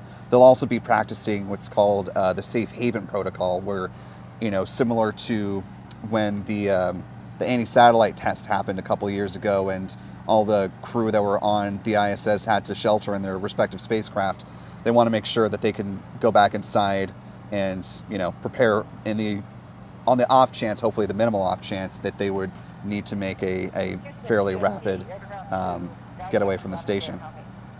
Yeah, because Starliner is going to be staying at the station for 6+ months on each of these crew rotation flights. It'll be their lifeboat. Mm-hmm. In the event of an MMOD or a space debris hit or a fire or a medical emergency, that's their ticket home. Is the ride they take up to the station is the ride they'll take home. So they need to make sure they can activate Starliner quickly and get it ready to go, because it'll go into what's called a quiescent mode when it's on the ISS, kind of just a hibernation for that 6-month period. They'll periodically wake it up. They do the same thing with Dragon just to check systems, but they need to, in the event of an emergency, they need to know they get the crew in quickly and get it fired up and ready to undock, in a matter of minutes if necessary. And obviously one of the other things they're going to be checking out, just having Starliner in a microgravity environment, they can have, once they offload some of the cargo that's inside, bring a couple more station members inside, sort of get a feel of what 4 people in microgravity is like. Obviously there are not going to be 2 additional seats for them to check out, but how important is it to, have that sense of the mission and really just what 4 bodies in that space looks like? I think that's quite important because, with 4 people on the Starliner, usually the transit from launch to docking is roughly 24 hours, plus or minus a few hours. So there's going to be a sleep shift in there. They need to make sure there's plenty of room to sleep for all 4 crew members to stretch out. That's a little easier in the vacuum, or not vacuum, thankfully, in microgravity than it is on Earth, because you can use the ceiling and walls to stretch out and all that stuff.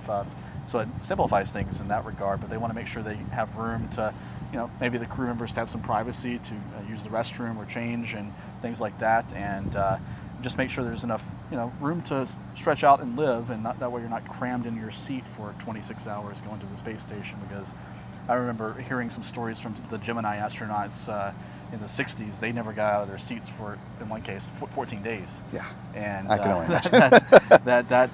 They came back and they were hobbling around a bit, not from the return to gravity, just from their knees being shot after being crammed in. Isn't it the Rocket Garden where they have a Gemini capsule mock-up that you can crawl into? I believe so. Yeah, it's if you haven't visited the KSC Visitor Complex, it's inside the Rocket Garden, which is, I say inside, it's an outdoor exhibit, but you can step inside and get a feel for just how small of a spacecraft that is. So, for the vehicles that we're seeing currently flying, even the Soyuz is more, roomy than yes. than what we saw back in the Gemini era. And of course, the other big thing that they're going to be testing here on the landing side of things, they got some good impact data when Rosie the Rocketeer, I should say, was on board Starliner. It should be a fairly smooth descent down, but they haven't had people here for a land landing with this particular spacecraft. Obviously, that's something important they want to learn more about. Yeah, it's going to be, it's an interesting capability that Starliner has that, Dragon and Orion don't have, and is to be able to return to land. And, some of the astronauts, I talked to a few astronauts, kind of the trades of landing in the ocean versus land. Landing back on land is more comfortable. You're certainly not bobbing around in the ocean for 20-30 minutes waiting for the boat to pick you up. Much quicker egress, certainly. That's true. Quicker egress, but it is more unforgiving, because when you land in the ocean, if you're 10 miles, 20 miles off, you're still in the ocean.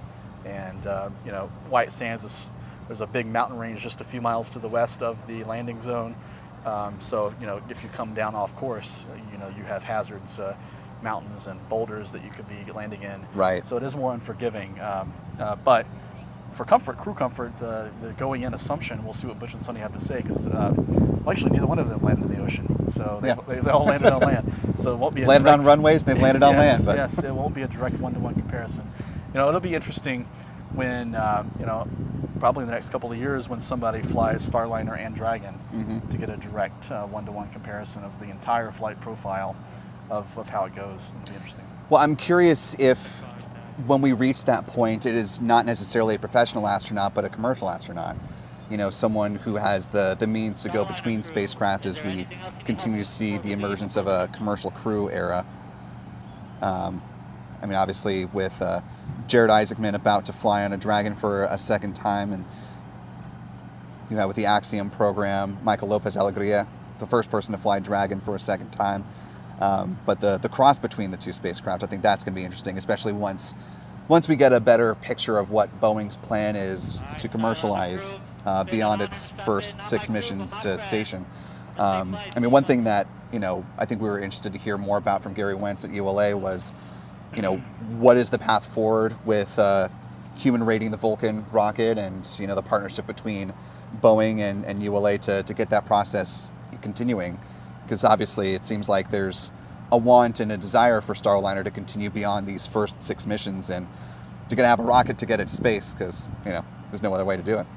Yeah, I think they've already started talking about that at this point in 2024. It's a problem that may not present itself till 2030, but it will take a few years to get everything checked. The Atlas V, very reliable rocket, but they did. It was a several-year process to actually human rate the Atlas V. The Atlas V, I think, passed its human rating certification like 5 years ago now. But I remember covering some of those missions like 2013, 2014, 2015 when they first flew the emergency detection system on the Atlas V and ran it through its paces and kind of had it in shadow mode to monitor all the systems and see how it would perform in a flight environment. And I'm sure they're going to want to do that with Vulcan too, for several, maybe even more than several flights to get it all checked out before they actually sign the human rating certification for Vulcan. Right. But yeah, it is kind of a question mark what's going to happen with Starliner. Yeah, I mean, it's, obviously we're going to see them focus on these first 6 missions. That's something that they've said multiple times is sort of their first and most pressing priority, is to make sure that they see out their contract with NASA, that the space station has regular rotation, and that dissimilar redundancy that they've talked so much about. Now, coming next year, they'll come into that. The thing that I'm very curious to see how it's going to unfold, and asking Dana Weigel about that during the presser, it sounds like it's still a question mark.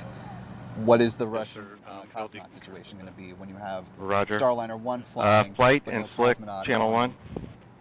Oh. Roger. Slick's on Channel 1.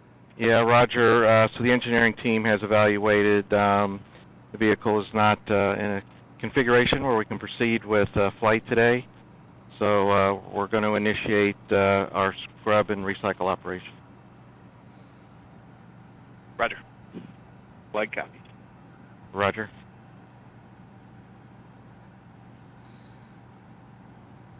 And you're taking... So all personnel, this is LC on Channel 1. Let's turn to page 187, scrub crew egress operations.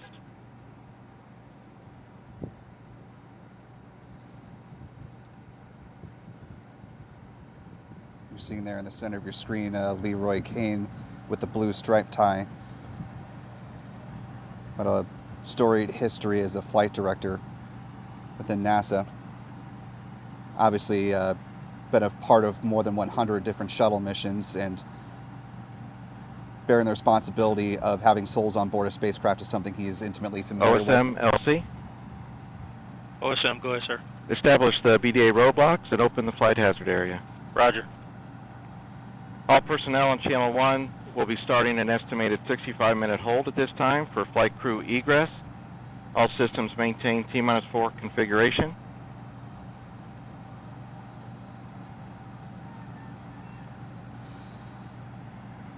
And so, yeah, we have the official call there, Stephen.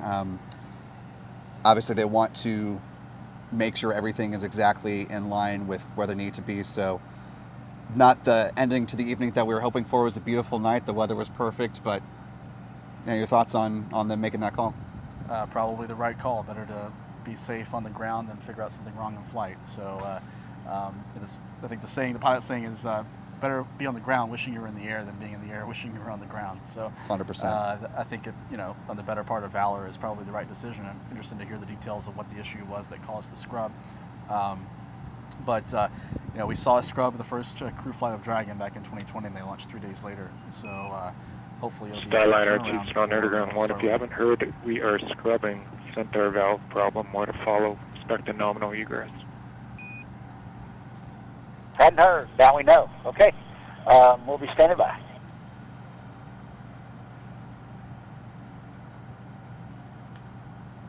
And there you heard some words RLM from LC.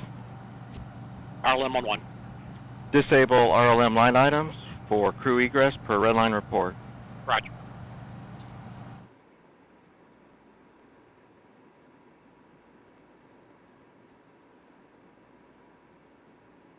And Blue Team Lead LC.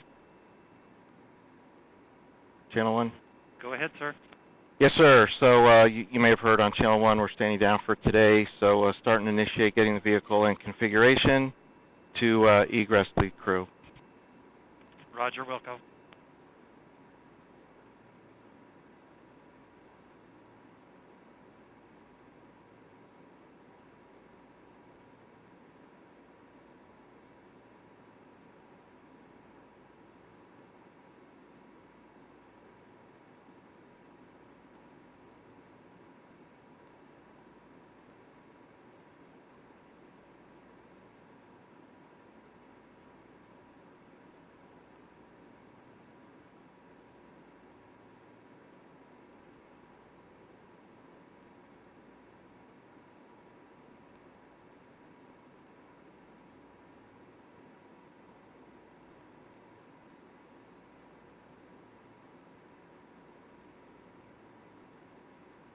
Slick LC Channel 1. LC, you have Slick. Yeah, Roger. So I'll rely on you timing-wise to let me know when you're ready for the CTV convoy to return to pad. Yep, I was working that right now. Roger.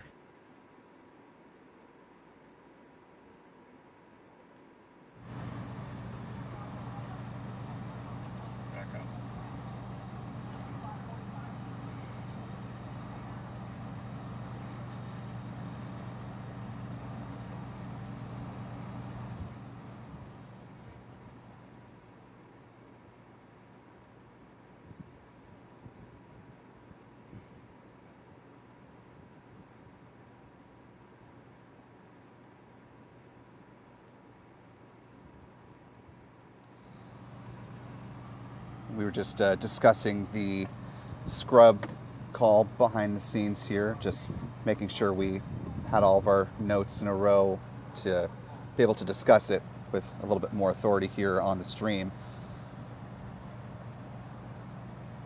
The issue apparently has to deal with one of the valves that controls the inflow of oxygen, liquid oxygen, on the Centaur upper stage. And Stephen, we were just talking about that in the run-up to this mission, as they were talking about some of the items that needed to be closed out, going back to, I think it was the FR press conference, the Flight Readiness Review press conference, that they had some concerns about potentially that exact valve, and so they made the decision that they were going to swap it out, and that work was done, but it sounds like it's still presenting some kind of an issue. Yeah, I don't know 100% if it's the exact same valve, but it sure sounds like it. I'm interested. Hopefully we'll get a clarification from ULA or Boeing or NASA later on this evening. But yeah, they were talking about replacing a topping valve in the liquid oxygen system at the pad after the FR, after the Flight Readiness Review back like 10 days ago now. Mm-hmm. And they did get that replaced, and they updated us on that at the L-3 press conference last week. So it was clear and ready to go, and this valve is associated with oxygen topping, so it does raise my antenna, maybe a similar, the same system. Yeah. I mean, if it's not exactly the same one, it sounds like it's in the family of it, certainly. Valve strike again. Yeah. Valves and hydrogen leaks have been plaguing rockets for a long time, and it's a sticky business. But as you said, it's better to have a scrub on the ground than something unfortunate. LC RLM 11. Go ahead. RLM line items disabled for red line report. Roger. P&E2 LC. Go ahead. Secure CEC and activate safety purge. Roger. FTS LC. FTS. Secure RF FTS and GPS metric tracking. Roger.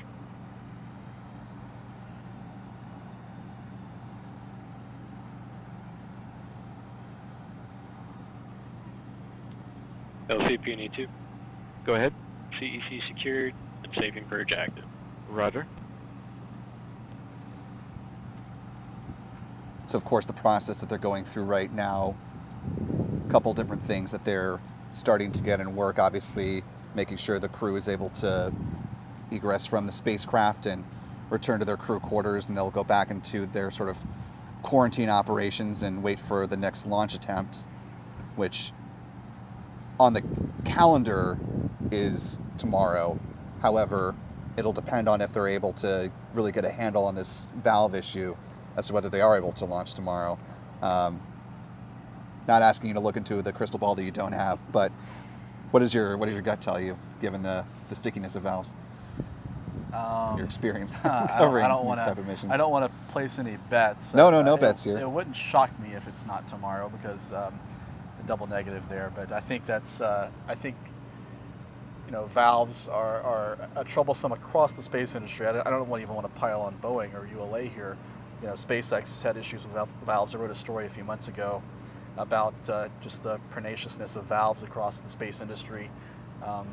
It affects every satellite program, every rocket program, and that's one of the big, uncertainties or weaknesses. I don't know if weakness is the right word, but concerns in the industrial base in the U.S. is valve production and valve reliability, because they're using all sorts of systems in aerospace. Yeah, it was just as Stephen was talking there, I was just looking up the next launch opportunities available for this mission.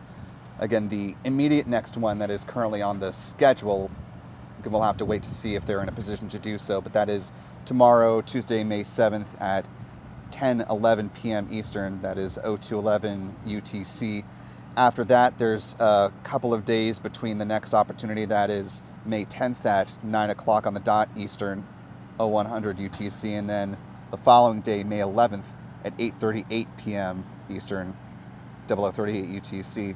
So they've got a couple of backup dates on their schedule, on the range calendar, that they can look to, but obviously they want to have a full and thorough understanding of this valve issue before they proceed. I mean, it's not something you want to gamble with, as we were talking about. Yeah, and don't want to get too far ahead of it, but if they decide they need to replace that valve, there's a good chance they'll have to roll the vehicle back, I think, to the VIF, to the hangar, and do that, because it's they don't, even with the crew access tower there, they don't have a lot of access to the vehicle on the pad, just the spacecraft. So.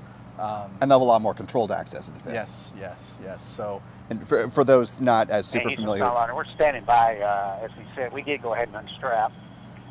Curious if we're going to run anything in the scrub recycle procedure as you're looking forward, since we didn't get very far. Starliner, Houston, loud and clear. We are running it. A lot of the events are sort of no perform because we didn't get that far in the count. I will keep you appraised. The main action on your radar will be bringing the suit fan Bravo to off before you jump out. Yeah, and we're not going to open the cabin vent valve or anything, I'm assuming, as well. Negative, yeah, hatch is open, so none of that applies. Yeah, that's what I said. Okay, thanks. And we're just listening to some communication from Butch Wilmore, the commander of the CFT mission, just asking if they were going to go over some additional scrub protocols here. It sounds like because the hatch is open, that's not going to happen.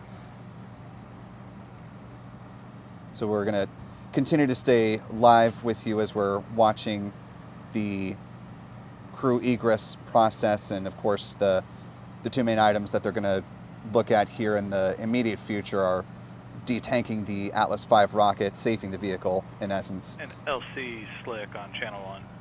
Go ahead, Slick. Yeah, we're getting ready for crew egress, so we would be good for the CTV to come to the pad gate and hold there. Roger. OSM, LC? OSM. Roger. Notify crew transport convoy to return to pad, permit entry into the BDA, and ask them to hold at the pad gate, please. Roger. So what we just heard there, the Astrovan has been given the green light to go ahead and make its way to the edge of the pad, to the security gate there, and hang out at the perimeter. So it'll be ready and waiting for as soon as the crew is able to come out of the spacecraft and make their way down. Head back to crew quarters. Obviously disappointing for Butch and Sunny. I mean, especially like we were talking about in the last 45 minutes. I mean, especially Sunita Williams, she's been working toward this mission for so many years.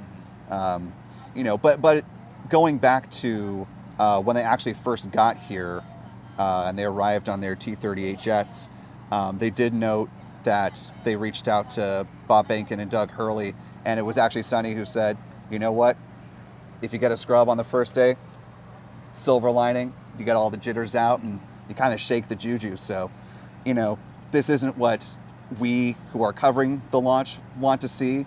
Obviously, the most important thing is we want to see it go safely. And so Bob Bankin was still within no real change. OFM is off. The prop system is not secured, but it's an unknown and expected config, and we'll still get suit fan Bravo off here before you jump out. Otherwise, just stand by for us. Yep, we're standing by. Thank you.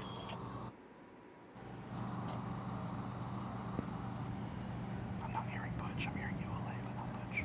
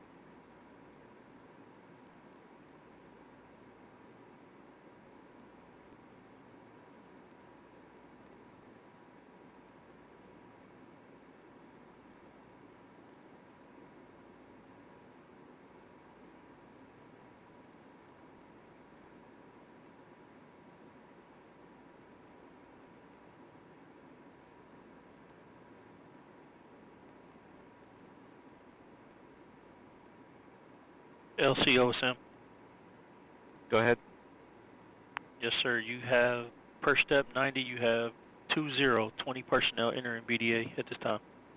Roger.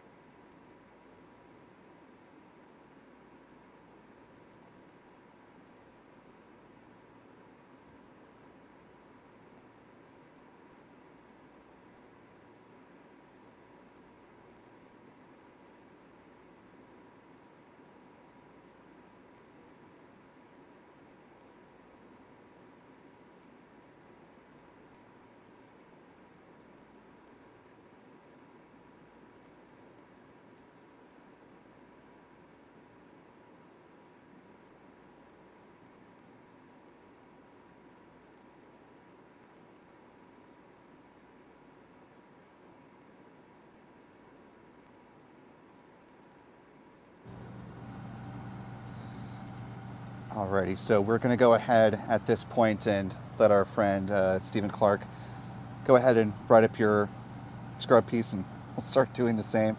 Really appreciate you being out here with us, and look forward to talking more when they're ready to launch. But just your final parting thoughts before we head out here.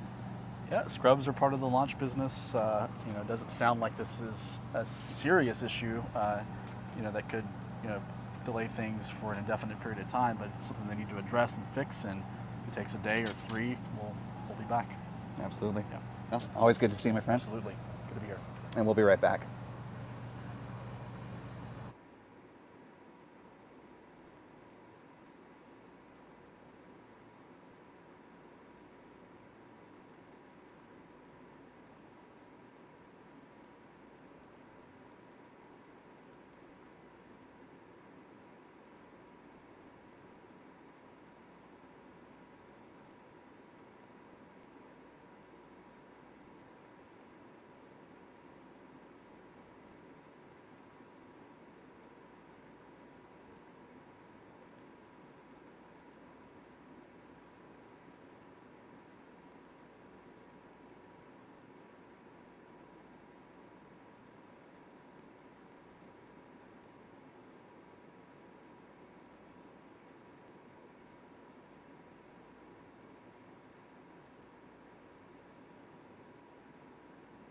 And Houston PLT is egress.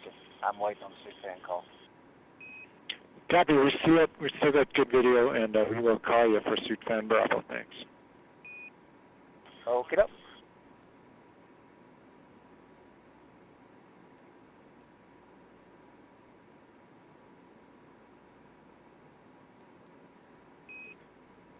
And Starliner, Houston for CDR this time. We see you getting out. As soon as you are on your way out, you go to shut that suit fan Bravo off. Let us know when it's off. Welcome.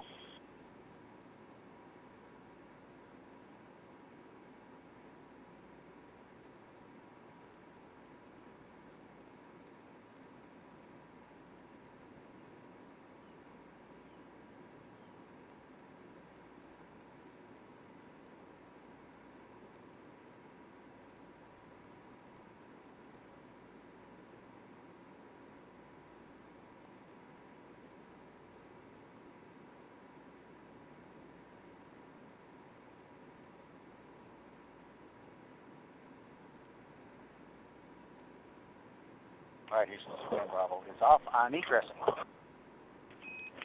Houston copies. Thank you.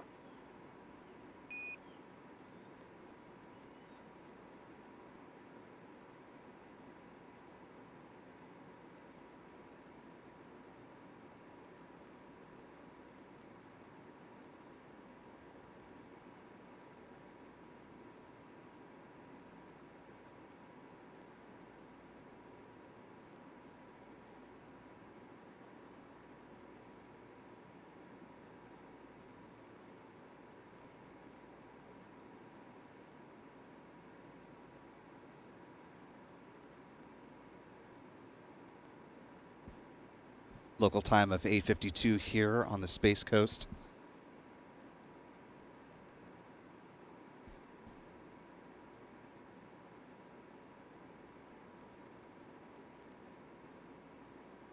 Of course, if you were just tuning in and had not already heard United Launch Alliance, Boeing, and NASA standing down from a launch opportunity for the Starliner CFT mission tonight.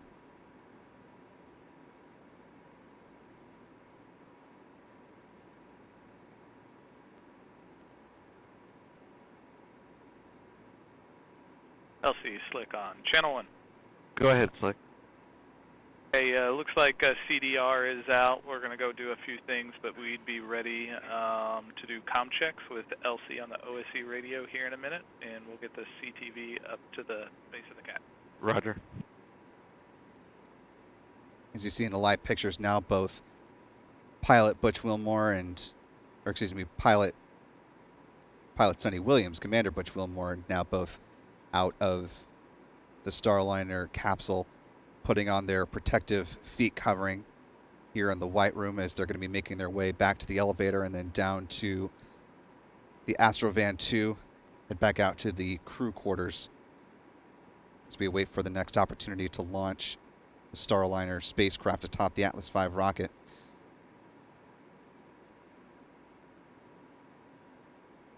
As of now, we don't have a clear idea of when they will next try to launch this mission.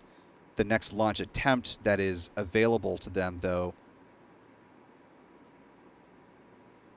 is on May 7th, tomorrow. That's the next technical date that they have available to them. That'd be at 10:11 p.m. Eastern, 02:11 UTC.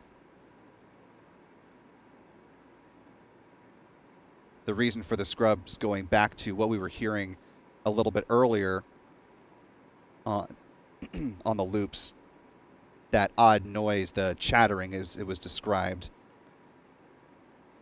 seeming to come from one of the oxygen relief valves on the Atlas V rocket's Centaur upper stage. It sounds like there was some temperatures of the liquid oxygen that were out of step, and they only had so many opportunities to cycle back through, and so they've decided to stand down again from the launch opportunity tonight.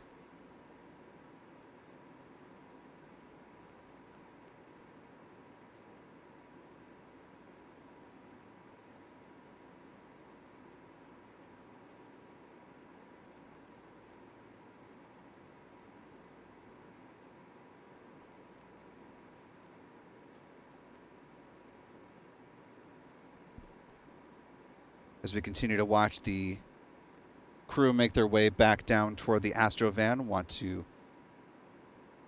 take a look at the live chat. Thanks some folks for your... OSM, LC. OSM, go ahead, sir. Roger, crew transport vehicles clear to proceed to the CAT. Roger, copy that. Now the Astrovan will be making its way to the pad to meet the astronauts down at the base of the tower.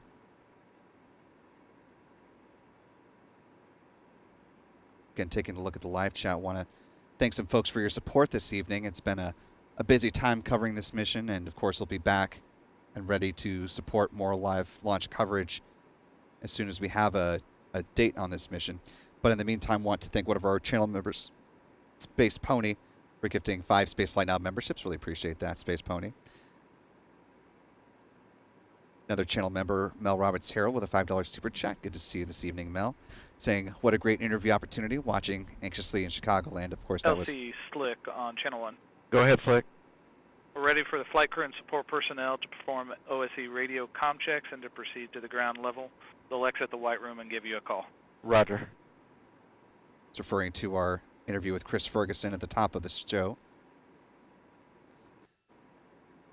Thanks to Josh King for a $5 super chat saying go Starliner. And of course, that was also before the scrub, so we will wait to see when the next launch opportunity will be. But thank you so much for your support, Josh.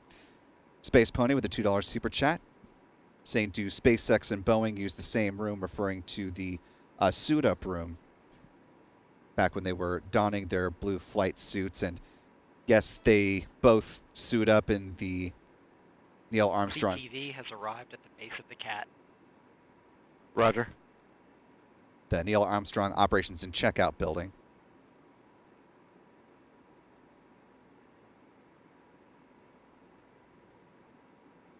That being said, when it comes to the private astronaut missions, such as Axioms 1, 2, and 3 in the Inspiration 4 mission, they did get suited up in a different area that was not the O&C.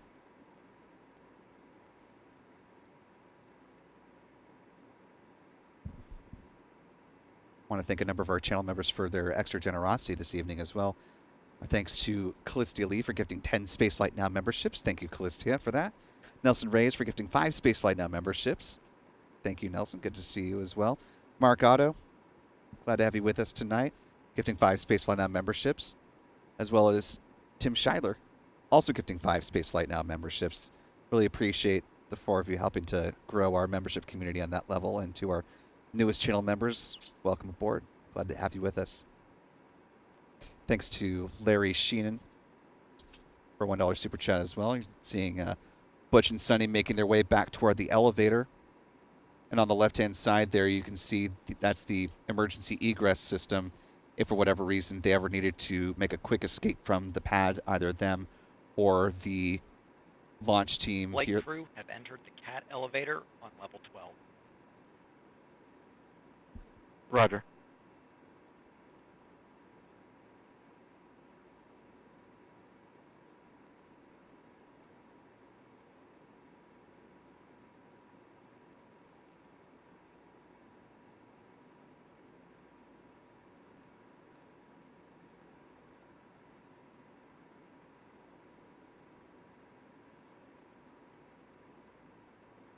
Also want to thank James Elkins for gifting 4 Spaceflight Now memberships. Really appreciate that, James. And to Jack Wagner, one of our channel members, gifting 5 Spaceflight Now memberships as well. Thank you so much, Jack. To all of the folks that were gifted channel membership, if you haven't already, be sure to Flight thank... crew have arrived at the ground floor and exited the CAT elevator. Roger. Give a thanks to Jack, to James, to Tim, to Mark, Nelson, and Callistia in the live chat. And finally, thanks to Callistia Lee for $20 super chat. Really appreciate that, Callistia, and saying thanks for the fantastic coverage, Will. We appreciate you, the mods, and all of Spaceflight Now.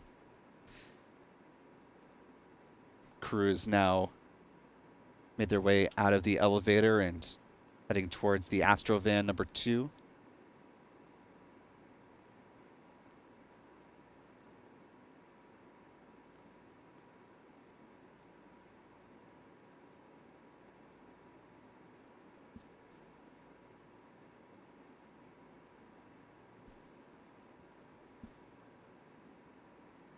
We're going to stay with you as we continue to watch the departure of the CFT astronauts making their way back to the crew quarters now. Keeping our eye out for the departure of the Astro van should be coming up momentarily.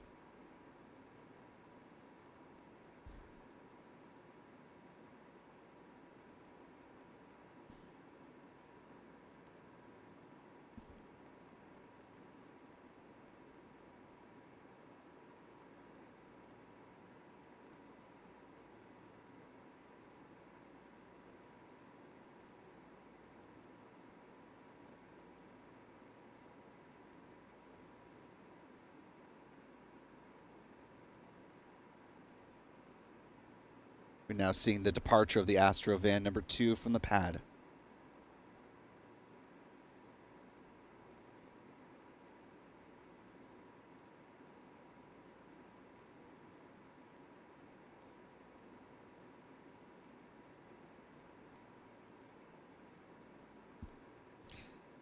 Thanks to, excuse me, channel member. Crew transport vehicle has exited the pad gate. Roger.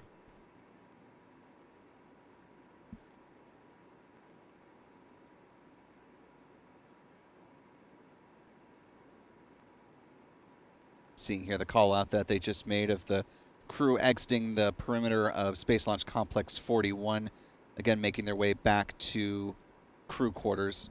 We should see them likely passing by the VAB as they did on their way out, so we'll keep an eye out for that and bring you those visuals as we're able. Thanks to channel member Josh King for a $10 super chat. Thank you so much for that, Josh. Really appreciate that. Josh says, sad it's not going tonight, but hopefully it will be ready to go soon. And that is the hope that the valve issue can be rectified and they'll be able to pivot to a launch opportunity in the near future. But obviously the most important thing is that the crew is safe, and then secondarily that all the hardware is safe. And as folks involved with spaceflight on any level will always say, you know, we'll fly when we're ready, and that is certainly the case with this mission here. And as it turns out, they just were not ready tonight, and that's just one of the things that happens, but they will proceed when it makes sense.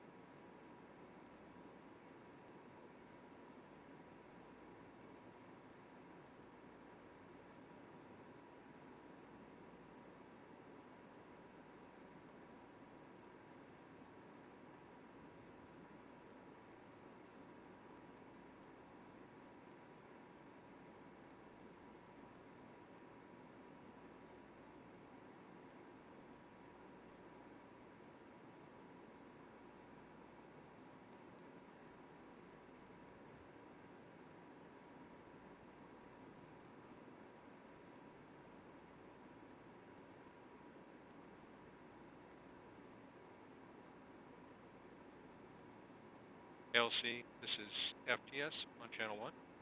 Go ahead, FTS. Yeah, step 50 RF FTS and GPS metric tracking is secured. Roger.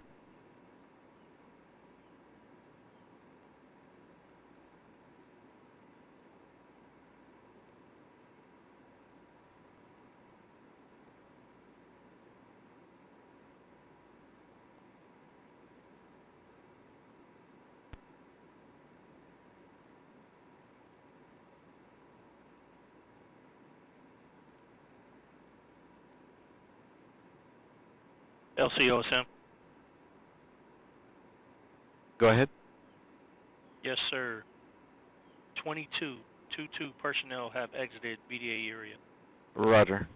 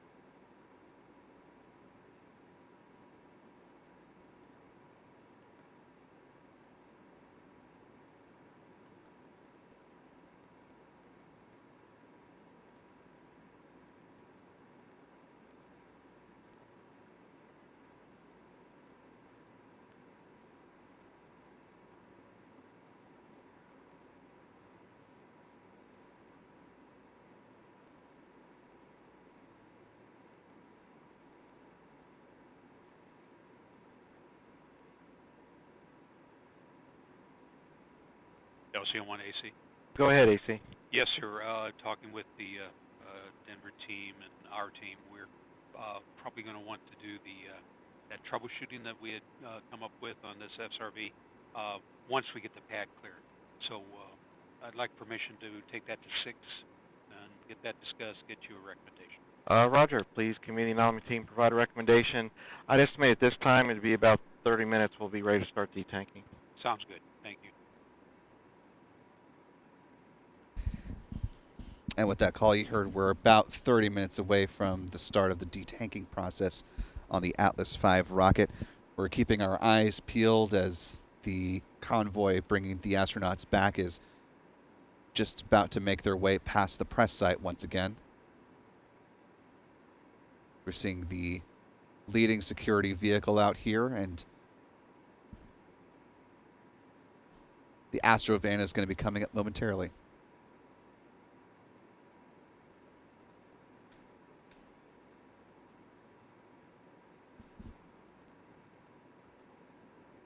I've got eyes on the Astro van making its way past the press site here.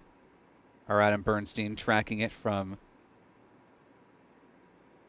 our building here, the fishbowl. Of course, passing by a lot of the various press in the NASA stage, making its way in front of the Launch Control Center and the Vehicle Assembly Building.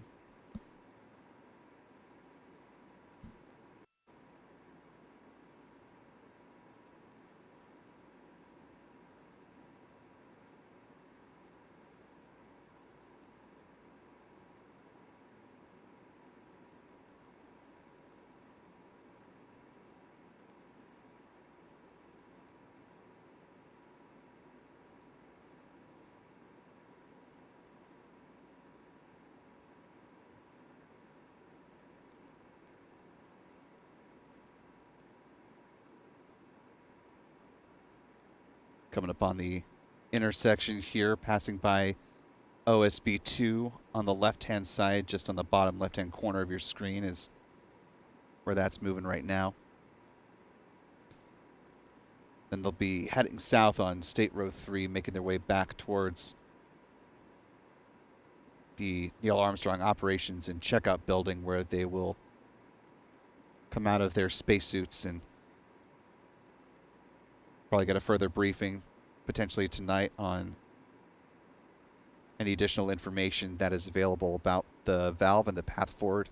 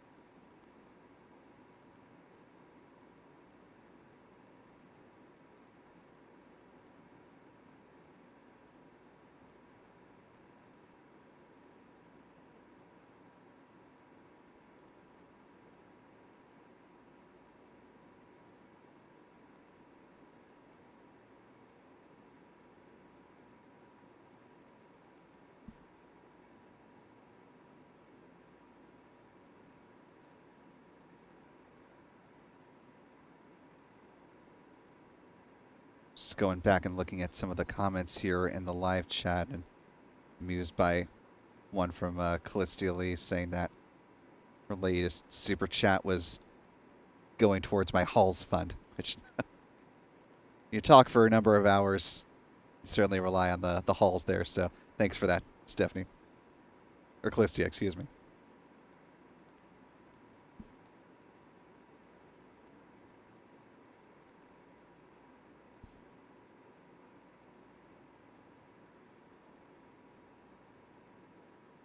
Keeping with the live pictures here as the convoy makes its way back to the ONC building.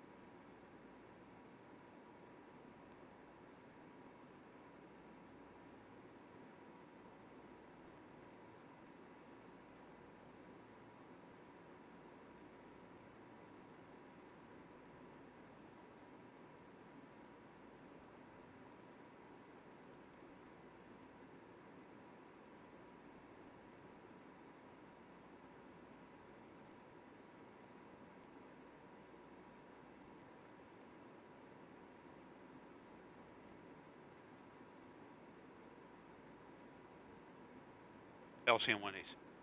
Go ahead. Okay, I've got two troubleshooting recommendations for you. First, the team agrees with the troubleshooting that we had talked about before we decided to not go forward today. That's on the LOX SRB to do the lock and unlock test for 3 seconds. So the operator is prepared to do that manually, and we'll do that first and then get a response for the team. After that is done, unrelated to that issue, was on the Centaur LOX fill and drain valve, looking at a questionable status of that. We recommended we do a cycle test, 3 cycles of that,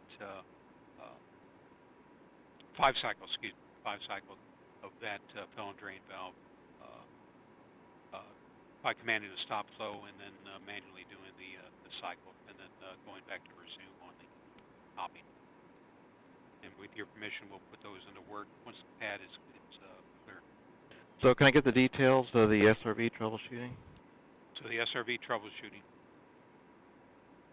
excuse me.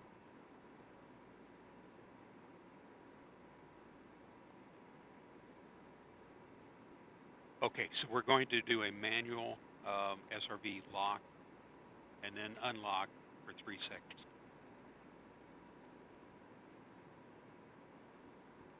Okay, one time? One time. And then the team will evaluate. We have expected results that the chattering will have stopped. We'll do that evaluation and respond to you at that point. Okay, copy. Yeah, I'd like to give the commands for those testing on one, so when we get there, we'll coordinate that. Okay, sounds good. Roger. Thank you.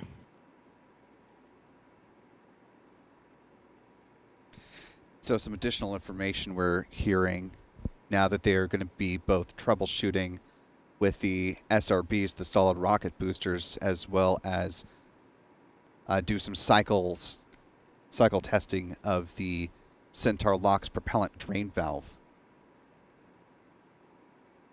So it sounds like 2 dissimilar, unrelated issues that they are working. One on the rocket's upper stage. You see the crew heading out from the Astrovan, 2 heading back into ONC here on the live pictures.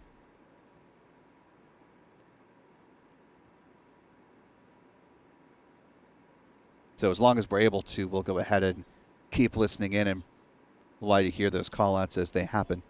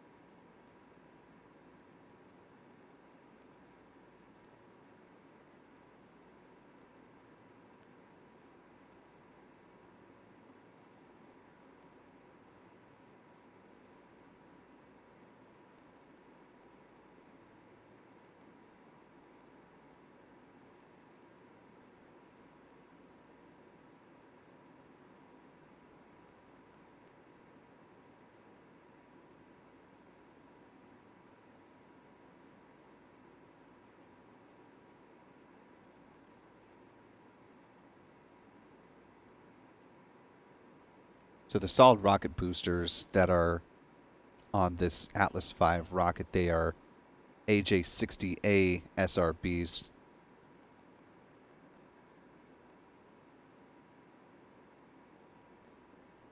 These are produced by Aerojet Rocketdyne.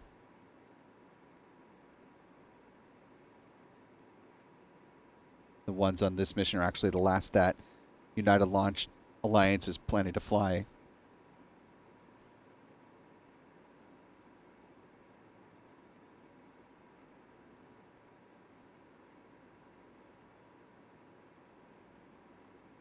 They pivoted to the GEM 63 boosters produced by Northrop Grumman. The Vulcan rocket uses the GEM 63 XL, which is a longer version of those SRBs.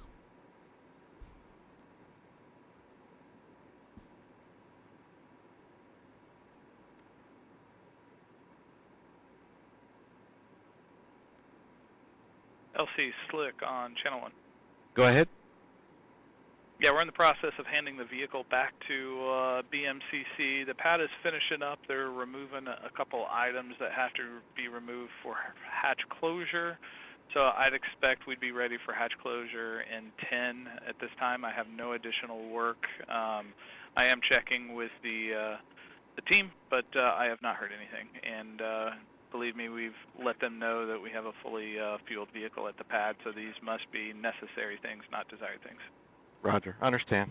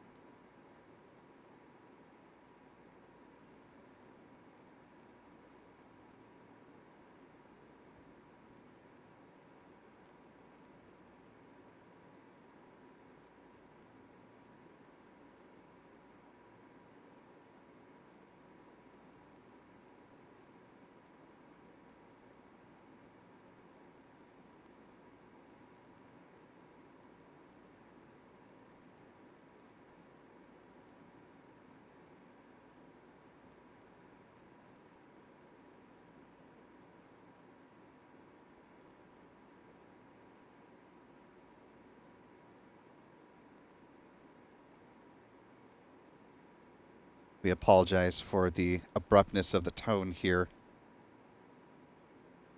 When the feeds provided from NASA get cut, we don't always get a heads up that they're going to be cut off, and that results in the color bars and the tones. So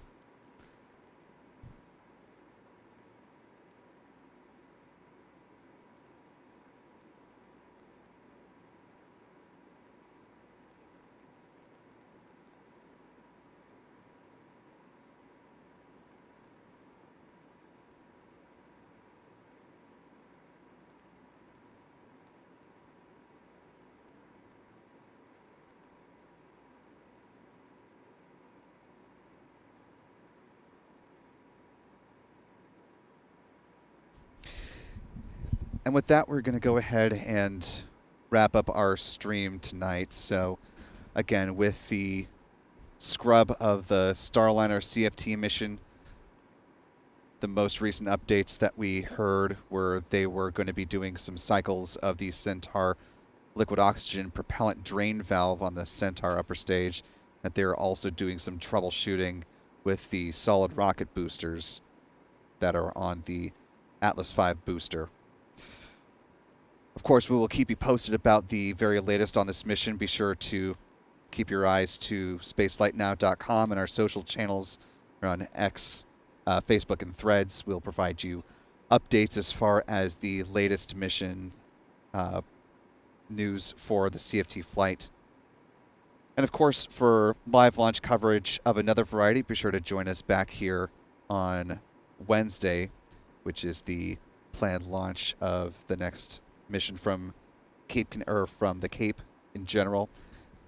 SpaceX Falcon 9 rocket set to launch from Pad 39A with another batch of Starlink satellites. So we'll be back with you for live launch coverage on Wednesday mid-morning.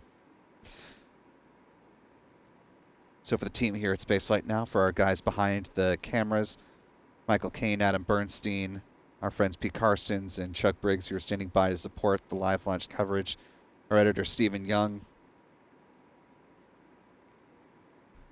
I want to thank you for being with us for this launch attempt for Boeing and the Starliner program.